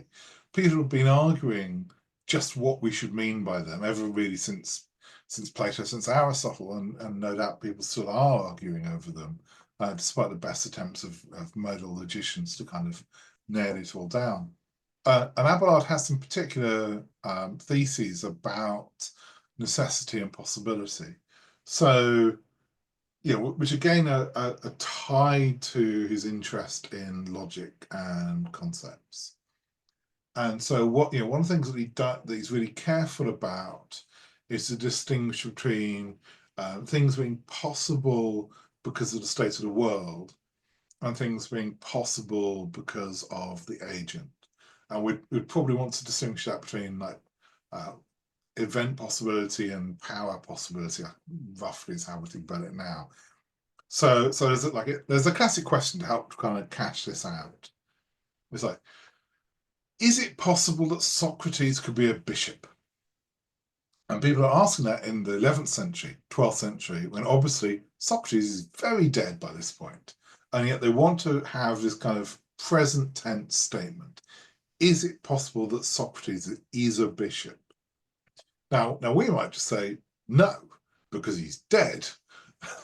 So therefore it's impossible that Socrates is a bishop. And that's the fact that we have such a simple and straightforward answer to that, I think, tells us that our notions of possibility and contingency are clearly different from the way that they thought about it. Because philosophers tend not to argue that much, and we can do, and we will do, argue about things that are supposed to be blindingly obvious. I mean, this is our weakness. But nonetheless, they're arguing about it because they don't think it's blindingly obvious. And this was a genuine argument. So that there'd been one attempt to kind of think about necessity, possibility, and contingency. And like I said, this is all roughly coming out of Aristotle. And it goes something like this. Right? The past is all necessary. Why? Because it can't change. The future is all contingent. Why? Because it might change. And then the present, in that weird sense that the present is kind of vanishing because it's the impossibly thin line between the future and the past, such that the present never seems to be fully present, and we get to terrible paradoxes of time. But the present appears to be possible. So that's kind of how you cash it out. You've got the necessary past, possible the present, and contingent the future. So that's that's like a really crude way that people start to think about modal realities. And then you get all sorts of weird questions like, can God change the past? So an immediate response will be, well, no, because we've decided that the past is past and is therefore necessary. But then people are going, yeah, but hang on a minute. We think that God can do anything. And then you get logicians going, yeah, but what do we really mean by anything? Do we think that God could create a four-sided triangle? That seems like impossibly impossible. It's like, not even, and so plenty of people, Aquinas being a famous example, will say, look, God can't do the impossible. Weirdly, Descartes will happily just go, God's will and power is so strong that he can create the impossible. And everybody goes, we hate you. So in general, like philosophers and logicians have said, look, there's a category of the impossible that is so impossible that not even God can do it. And four-sided triangles will be a classic example. And then you have the debate. Well, okay, is changing the past like impossibly impossible, or is it merely just like really, really difficult, such that an omnipotent deity can change the past? And then you get figures like Abelard, and he's just like, look, we need to stop thinking that these like modal descriptions in a sense actually refer, again, all there are individuals. And so when we talk about possibility, what we're actually talking about is an individual. And so he'll say, look, we've asked this question, can Socrates be a bishop? Well, okay, well, what do we know about Socrates? Socrates is a man. I mean, he's a dead man, but he's a man. And we know that men can be bishops because there are bishops and they are men. And therefore, Abelard says, look, therefore it's possible that Socrates is a bishop, even though he's dead, and even though it's in the past, and even though even though lots of people think the past is necessary and therefore can't be changed, Abelard's like, no, I just reject all those kind of strong metaphysical conclusions about the past, present, and future. And so he says, look, Socrates can be a bishop because men can be bishops and Socrates is a man. Therefore, logically, it makes sense. And I don't want to worry about like the strong metaphysical implications about the past and necessity and stuff like that. And much like they did to Descartes, everybody just goes, we hate you.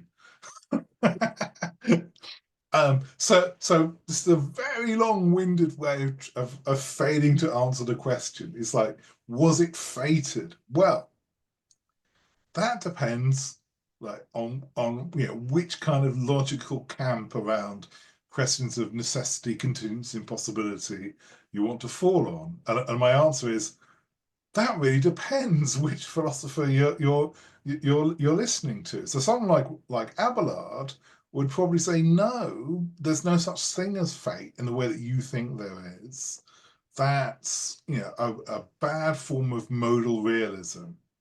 And Abelard's not a realist.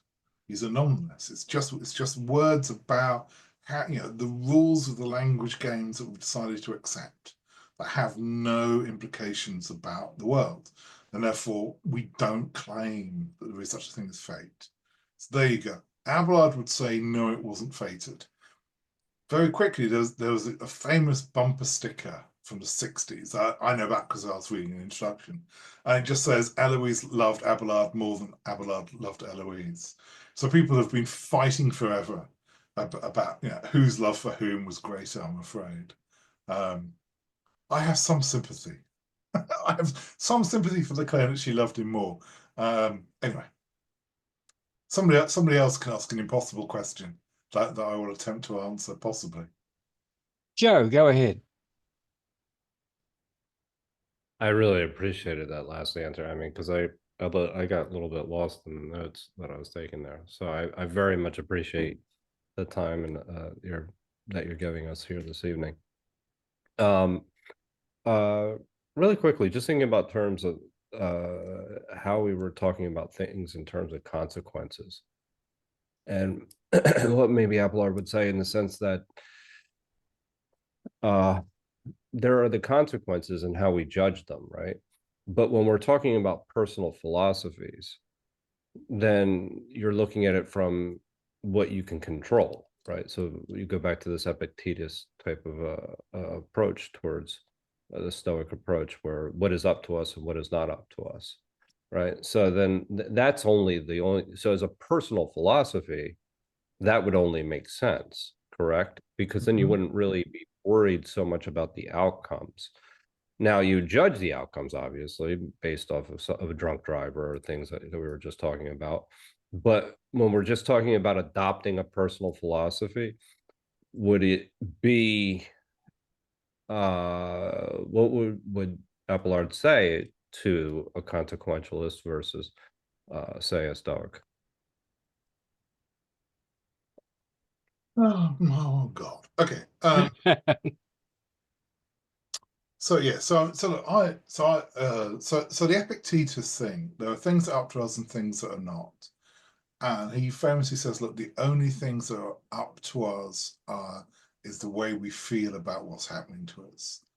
And and the point is in a sense to not overreact to you learn to realize everything is fated, in fact, because he's a Stoic, to happen the way it is. Nobody can act otherwise than the way they do. Praise and blame, sorrow and misfortune, in a sense, they're all the same because they're external to you. All that matters is how you react.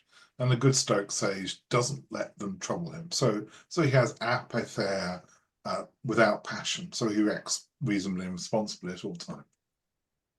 I'm not quite sure that's what Abelard is after.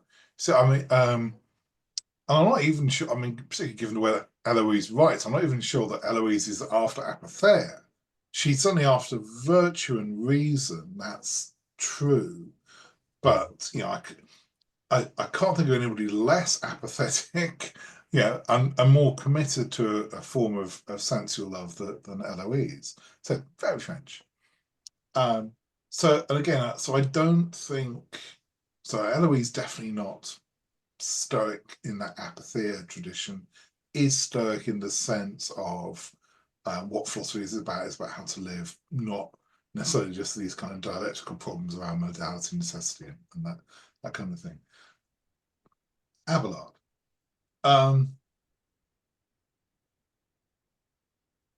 I still want to insist that he doesn't really care about the consequences in the way that this example wants to make, like the example of the lucky or unlucky drunk driver wants to make us care about the consequences.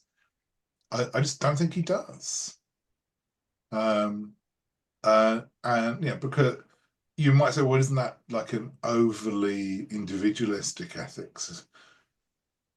In a sense, yes, but also that's kind of the point.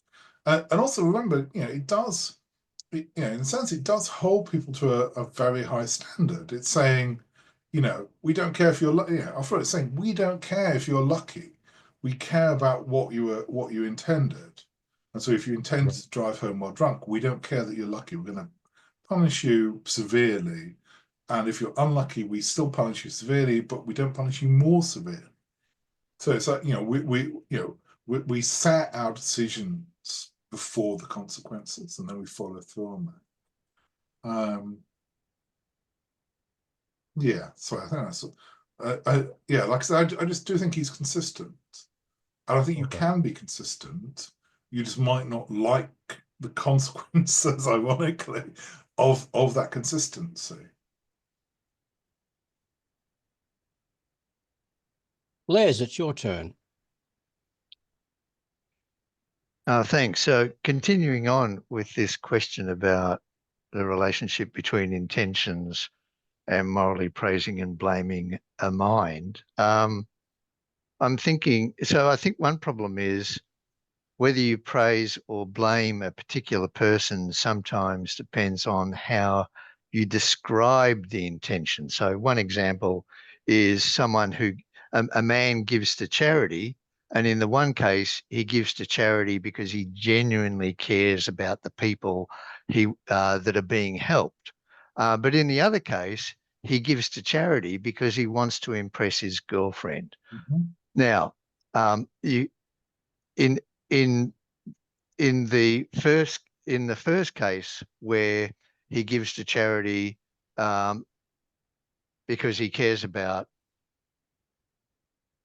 actually helping the people, you describe it as his intention was to help the people he's helping. In the second case where he's impressing his girlfriend, you can describe it either way. You can describe it as wanting to help the people he's helping, which is true, but he also has the intention of wanting to impress his girlfriend. So it seems, so maybe a way out of this quandary is, so do we praise the person or not praise the person? I'm thinking maybe a way out of this quandary. And I'm thinking of, so I wanted to ask you what Abelard would have thought and what you think, John. A possible way out is to say that we praise the action. So he did the right action. He did the right thing. But the person is not morally praiseworthy because he did it for the wrong intention. So we're praising the character, the mind, based on a fuller description of the intention, but also just as importantly, appraising the action. He did the right thing, but he did it for the wrong reason. And I'm just wondering whether Abelard would have considered those kinds of, complications, and what you think, John. So he absolutely does, and I was desperately trying to ignore them because it complicates things. So he's got a fairly rigorous distinction between what he calls desires and intentions, and he thinks the two can clash. And in fact, he thinks part of what makes us human, part of what makes us fallen, is the fact that the two clash. And so in an example you gave, he will describe that as, look, you've got two desires. You've got the desire to help people, the desire to be charitable, and you've got the desire to impress your girlfriend. And he says the thing about desires is actually they're neither praiseworthy nor blameworthy. All that matters is the intention. So you've got these desires, because the point about desires is you can choose, because he believes in free will, you can choose not to act on them. So in a sense, it's like, I could have those desires. I could desire to be charitable, and I could desire to impress somebody. And I can have two simultaneous desires. One's good, one's bad. But what matters is the intention that kind of catches one of those desires out. Now, we might worry that that's an overly simplistic kind of human psychology.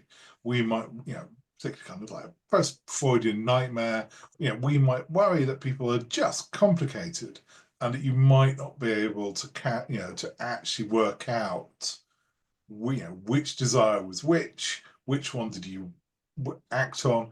Is it true that you can only act on one desire at a time? We might think that actually people, as I said, are complicated, and it's possible to act, I have two desires, one good, one bad, and my intention, in fact, is to act on both of them. So I think Abelard is committed to a more simplistic human psychology, where yes, you can have multiple desires simultaneously, some of which are good, some of which are bad, but nonetheless there is only one intention before the action, and that intention actualizes a desire. And if you actualize the good desire, then hooray, and if you actualize the bad desire, then boo. But in neither case, I'd still want to say we don't care about what you're calling the action, i.e. the giving the money. Yes, in either case, giving the money does some good. And so, like, if you're the one getting the money, you may not care at all about whether the money was being given, out of a desire to impress or a desire to be charitable. Why, in a sense, if you need the money, you get the money. Why you don't care at all? Sure, of course. But from the Abelardian position, it's a difference that makes all the difference in the world. Now, like I said, I think if you really want to kind of hammer on him, then it probably will be on the version of human psychology, that the idea that there is only one intention that can be realized at a time. So how would he judge? How would he judge in this particular example? I'm not clear what he would regard as the real intention, which would then lead to the moral judgment. So would he morally appraise or blame this well, person? that's what I'm saying, but it depends which one you are, because it's like you can have the two desires, like one desire is good, one desire is bad, but in a sense we don't care. So the question is which one of those two desires is being realized by your intention? So like I said, I could be sitting here having a desire to be charitable and a desire to impress my girlfriend. But what matters is the actual one that my intent tries to realize. So that's what I'm saying. So it has to be a simple, in that case, it has to be a simple, is it the desire to be charitable or the desire to impress? Now, obviously, we might never know. He doesn't worry about that because he thinks God will know and will, praise and blame appropriately. But in a sense, the status of the intention doesn't have to be knowable to be real. It just has to, you just have to decide that that's how humans work, that you can have multiple desires that can be in conflict, but in the end, there's one intention that realizes one of those desires. And so if it is the case that in the end, my final intention is to impress, then my action is blameworthy. Right. Yep. No, okay. No, thanks, John. Robert, yeah, he has to keep it simple. It's Yeah. not alone. Like someone like Hobbes, 600 years later, will basically say, look, that there is a single desire before act. In fact, what he says is what we call the will, slightly misleadingly according to Hobbes, is simply the last desire before action. So someone like Kant again will say, look, in the end, there is a singular intention before act. So Abelard's claim that there has to be a single intention before the action is not unique to him. And honestly, you need to kind of get either all Freudy or any kind of other kind of psychoanalytic, or someone like Nietzsche is massively suspicious of this claim. But that's that's late 19th century, and then and people kind of revert back to the simplistic approach all the time. So the idea that there can be kind of multiple competing intentions.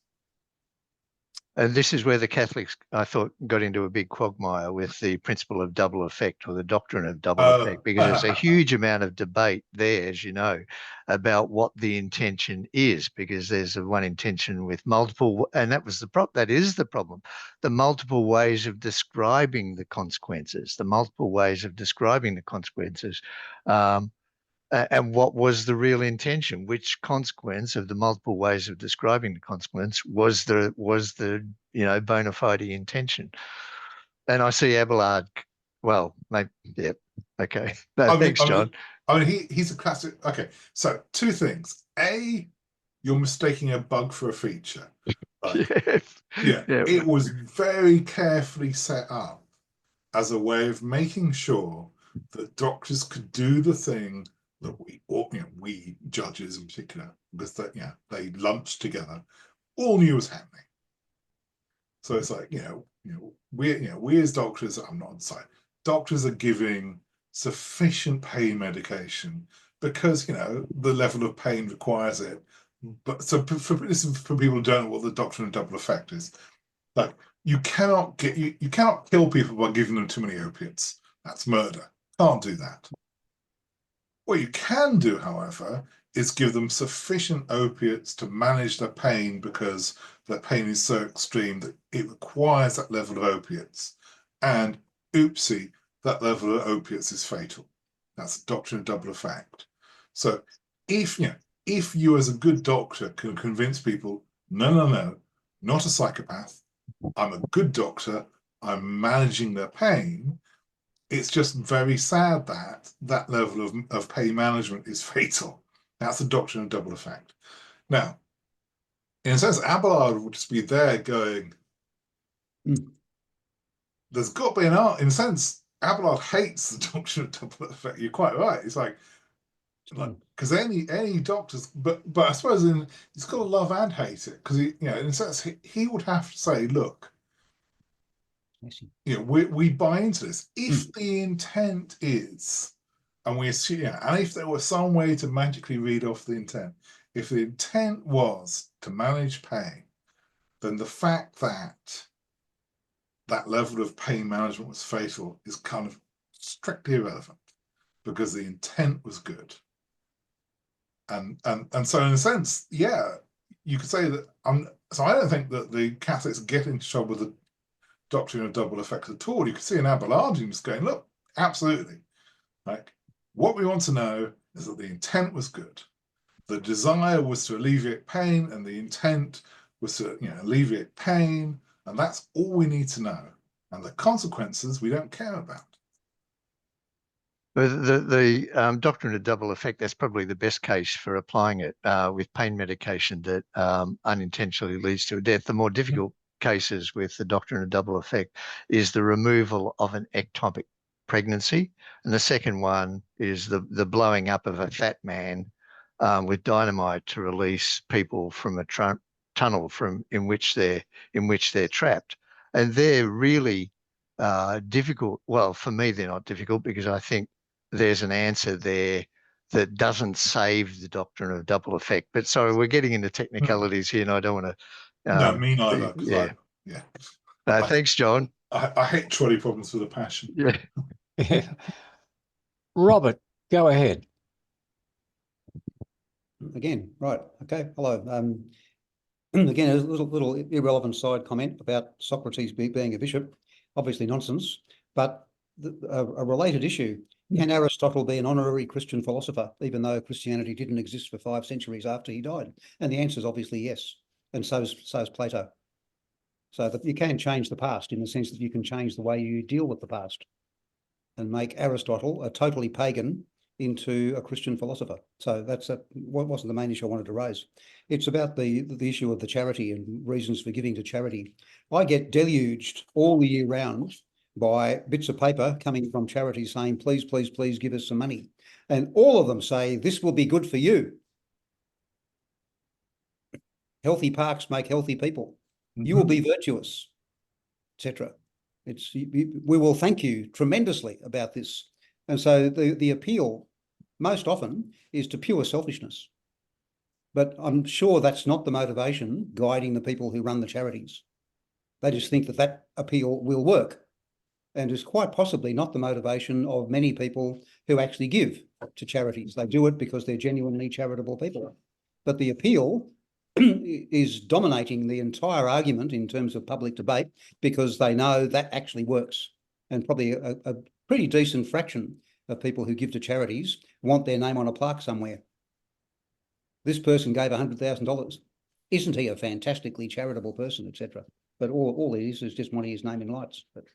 But the idea that there is only a single motivation that guides people, I think is just rubbish. It's just our huge need to oversimplify everything. Almost everybody has multiple motives for just about everything they do. So to say that sure, but Abelard doesn't disagree with that. Just not true. So Abelard doesn't disagree with that. That's what I was saying, very, obviously not quite clearly enough. He absolutely thinks we can have multiple desires. So in the simple case of, desiring to be charitable and desiring to impress, he thinks absolutely you can have multiple desires. The difference is that moment before action. He thinks it can be only one intent. And so you do need to accept a really strong, which you may not. I mean, this is, debates about human psychology or philosophical psychology, obviously not going to end tonight. So he does need a really strong distinction between desire and intent. So desires are multiple, conflicting, intent singular, because it's the thing that leads to action. And also very quickly on the Aristotle one. So he's not saying that. So the question wasn't, is Socrates a bishop? Because obviously that would be silly. No, he's dead. It's slightly weirder. Is it possible for Socrates to be a bishop? And so, so people had argued that the impossible and the possible obviously exclude one another. But if you can't change the past, so you can't make Socrates a bishop, then it's not possible for Socrates to be a bishop. And what Abelard, sorry, two medievalists arguing about possibility. What Abelard is saying is actually you haven't carved the distinction between the impossible and the possible in quite the right way. And my point in a sense is you can in fact carve that distinction in a whole lot of ways. And the way that Abelard wants to carve it is to say, well, in as much as Socrates is a man, we know men can be bishops, we think that the sentence, it is possible for Socrates to be a bishop, has to be a true sentence. Is it true that Socrates is a bishop? No, of course not, because he never was. So it's a very specific modal claim about possibility that is distinct to Abelard, because I said historically people have thought that the past was necessary and therefore changing it was impossible. And he's saying, I don't really care about changing it, but also I'm saying that actually statements that include the word possible don't work the way you think they do. So technical disagreements within modal logic. Love them. Joe, go ahead.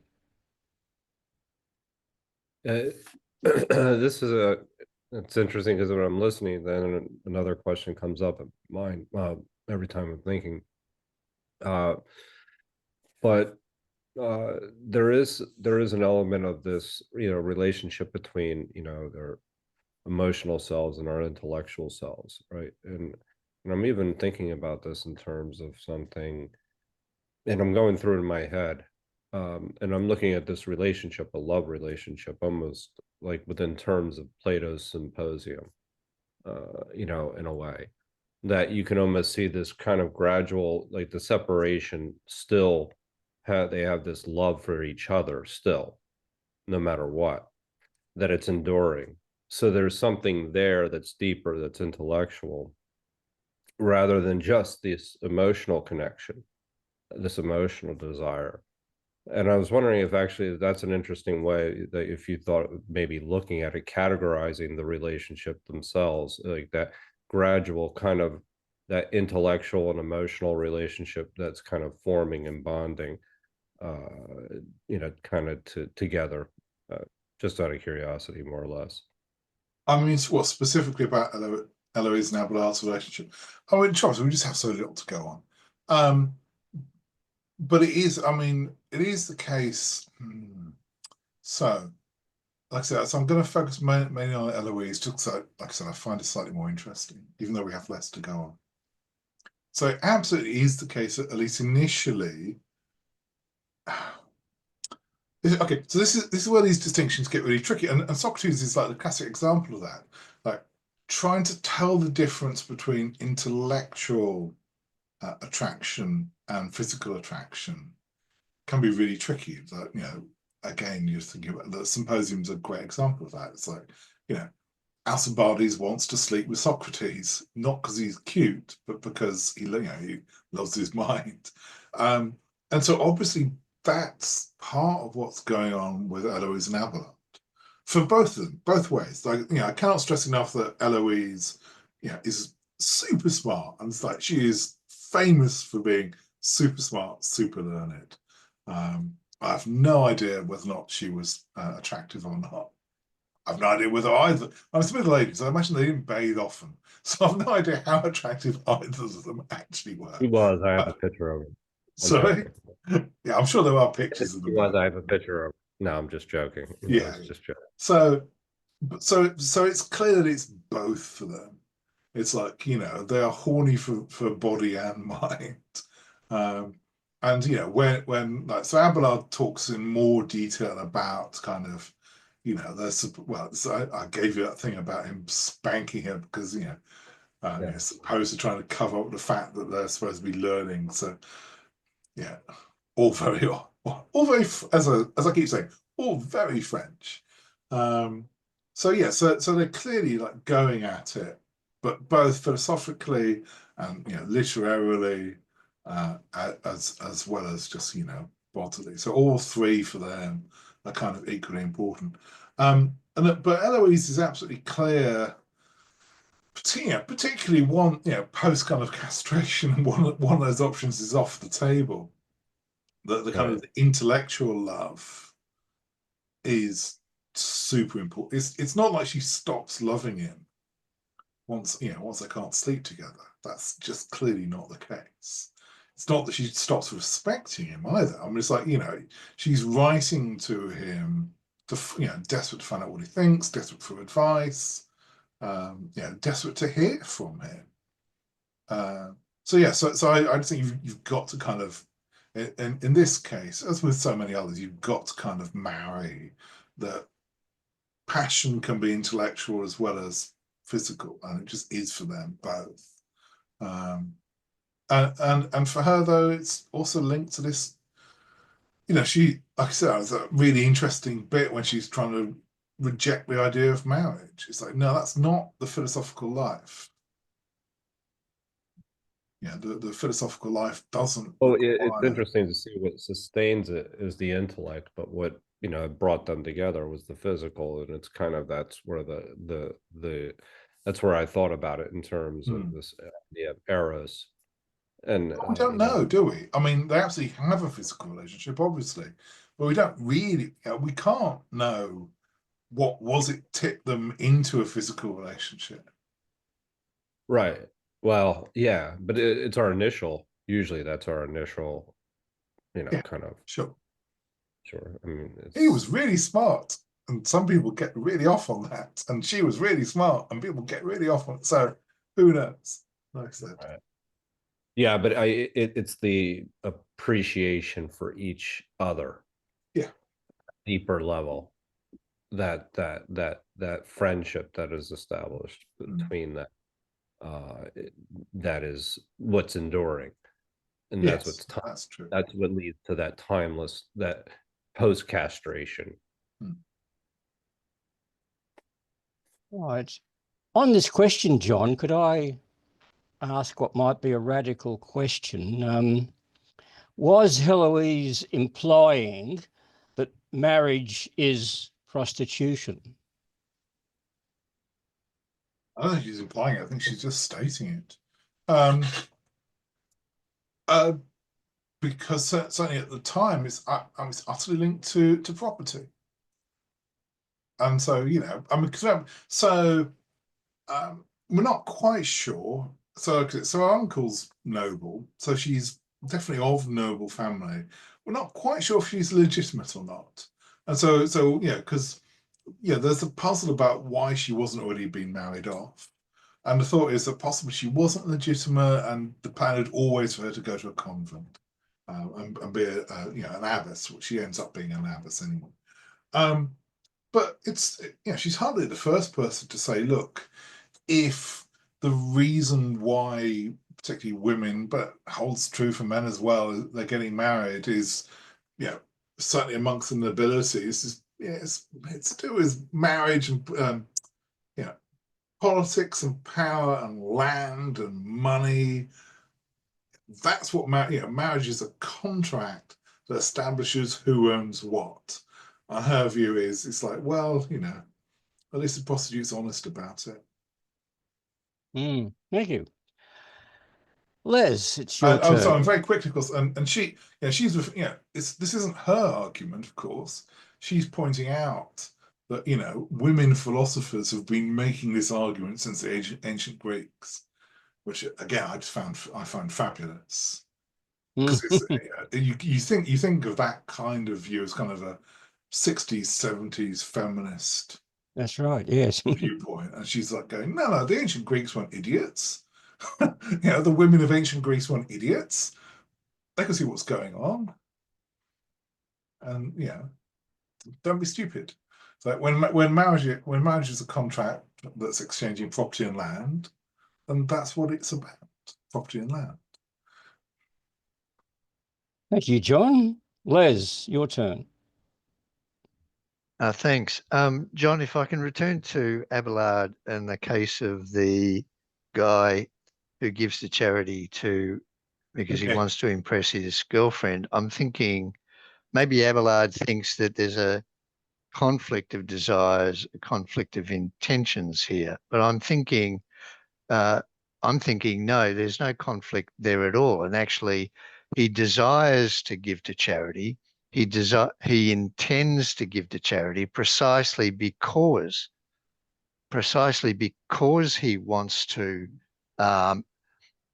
impress his girlfriend, and precisely because he intends to impress his girlfriend. So the way I see some modern compatibilists, and not just compatibilists, but others, many psychologists, I imagine, explain there's a hierarchy of desires, a hierarchy of intentions.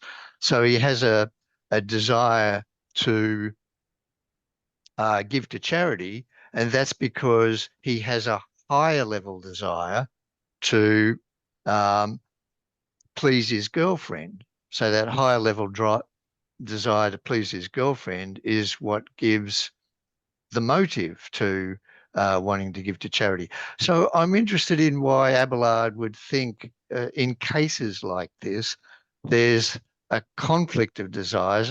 And if you think there's a conflict of desire, and especially a conflict of intentions, and intentions determine judgments of moral praise and blame, then why, and the point I'm making here is that, and this was the initial point I was making, you can describe it equally, his intention, as intending to give to charity and intending to please his girlfriend.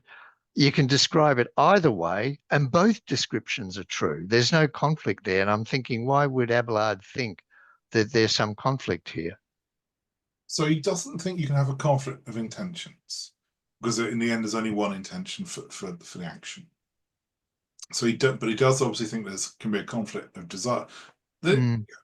You need not have a conflict of desires. You know, there could be harmonious desires. But the example we're giving, which is really handy, there's clearly a conflict between one which is you know, to do with glory, to use an old-fashioned affective term, and the other one which is to do with charity. So from his point of view, those two desires are in tension, because like one of which we can approve of and one of which we disapprove of, but nonetheless we don't pray. So this kind of goes back to Joe's earlier question as well, about kind of the worry about character. It's like, you don't praise or blame desires, because you're just stuck with them. Yeah, you've got a cute girlfriend, you want to impress her, that's sure, that's a desire that we all have. The question though is what do you act on? Now you're suggesting that it's possible to act on two contradictory desires, that contradictory in the sense of we think one's good and one's bad, but not contradictory in the sense they're both saying give money to charity. I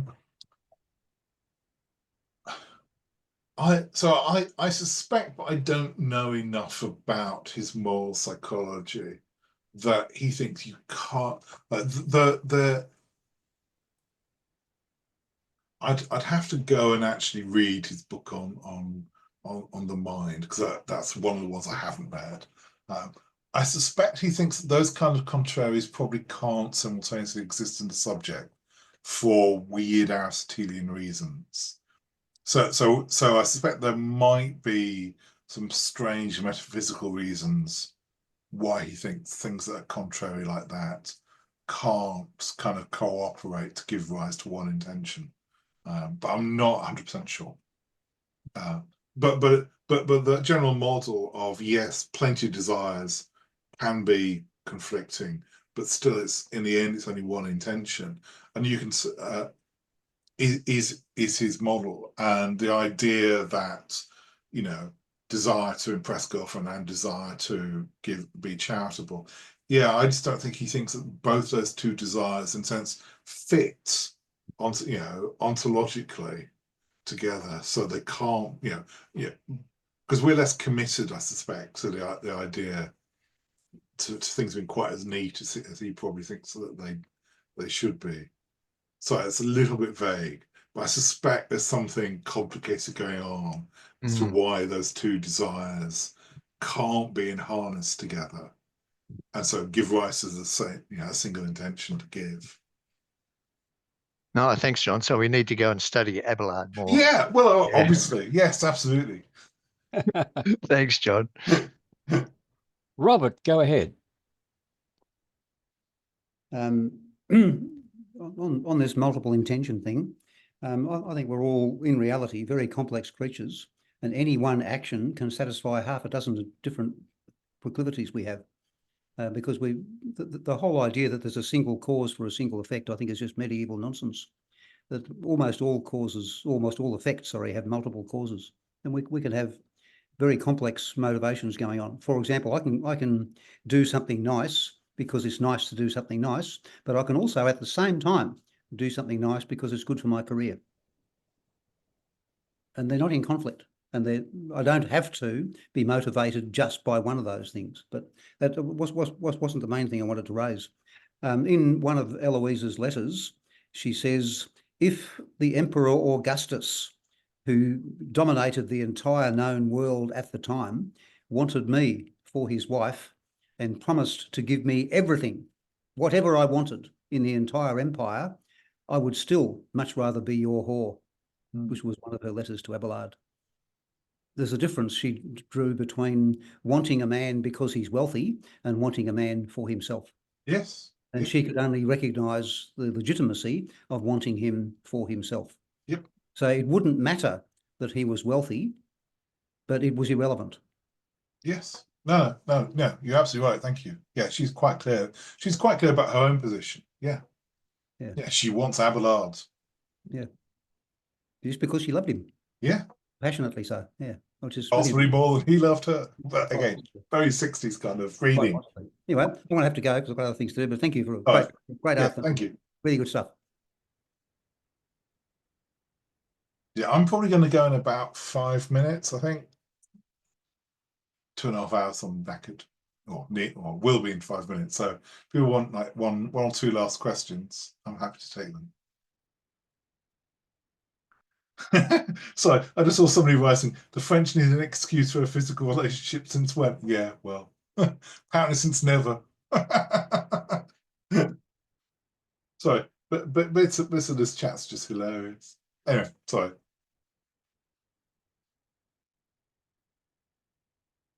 Joe, did you have a question? Oh, you're muted.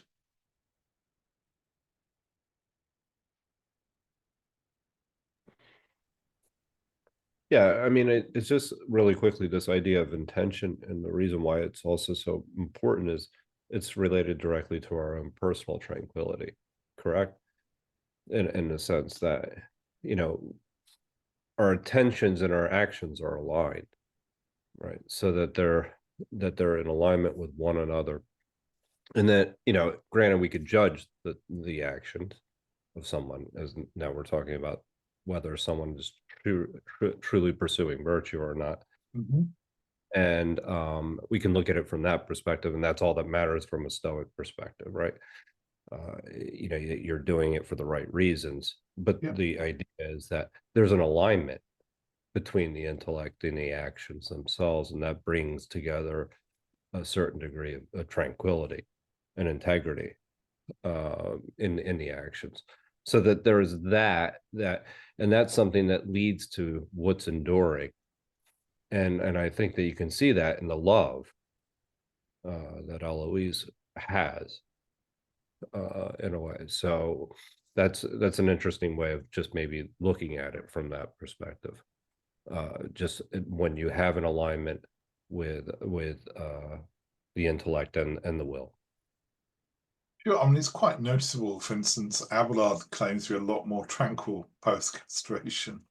So, whereas I don't think Heloise ever is. Not really. I don't think tranquility is not an affect I associate with Heloise. Whereas Abelard is very much, okay, got castrated, can't really think about the flesh anymore, gonna think about in relation, how about within relation to the personality? Yeah. Possibly. Like possibly. So Conrad, do you want to ask your question, and then I'll probably disappear? Yeah. What is the what would you say is the biggest thing that you've learned from these books? What insight personally have you had? Okay. Very, very random, very tangential. I'm really fascinated actually by this argument, the one we've been having, about this idea that bodies can't sin, that and with its corollary that it's only the intentions that matter, because you see it crop. I mean, obviously, it's a Stoic kind of argument, and you see it in a weird way kind of cashed out in Kant, but you can see it in the 17th century as well, that people are very worried about thinking through what they call extensional, what we call corpuscularianism, so matter and atoms. Can you attribute any kind of ethical value to matter? And the consensus seems to be no, for reasons that echo the kind of reasons that Abelard's giving, and I suspect even like Abelard's own examples are kind of tapping into kind of a tradition of you can have traditions of many things. One of the things you can have is traditions of examples that people, in this case philosophers, kind of return to. It's like certain kind of stock examples that everybody knows, and you return to them to illustrate points. And so I suspect that some of Abelard's examples are stock in that sense, and are still being returned to centuries later. as that's kind of something I'm going to have to kind of go away and have a look at, because it's probably informing debates in the 17th century that you know, I'm particularly, you know, generally speaking, more interested in. And what else about how horny Heloise was? It's I suppose it's a great thing about the past being a foreign country, but the important thing about it is that often different paths are different countries as well, because you know, every now and again I kind of get stuck in the idea that you know, around sort of a Victorian morality of sex as being how the past thinks about sex. That's just not the case. The Victorians are kind of a novel reconfiguration of thinking about sex and sexual double standard. And Heloise and Abelard are just not that at all. And so that, again, that was fascinating. And also stuff that's coming up, again, Heloise as this interesting Stoic philosopher, kind of, let's just say it, as a kind of a feminist philosopher. You know, rejection of marriage, rejection of the domination of men, forming a community of women that's, you know, independent of men. Fascinating stuff. Great stuff. Were they famous like 100 years ago, or are they sort of become more popular with the feminist movement and with modernism, or like? Heloise and Abelard. Oh no, forever, immediately and forever. Yeah. I mean, that's why I had that Alexander Pope. But I mean, he's the 18th century.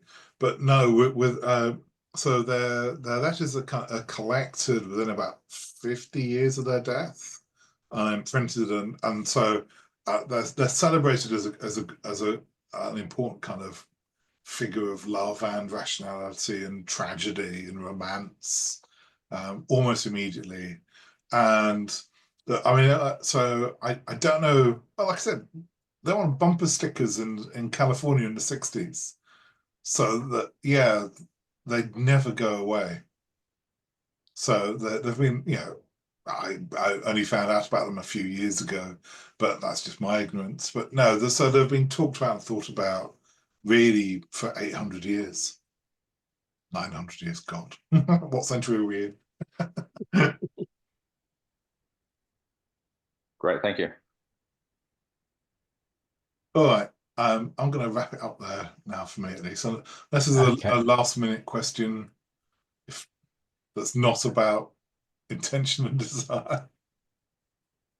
It doesn't seem to be, but thank you, John. Okay. That was terrific.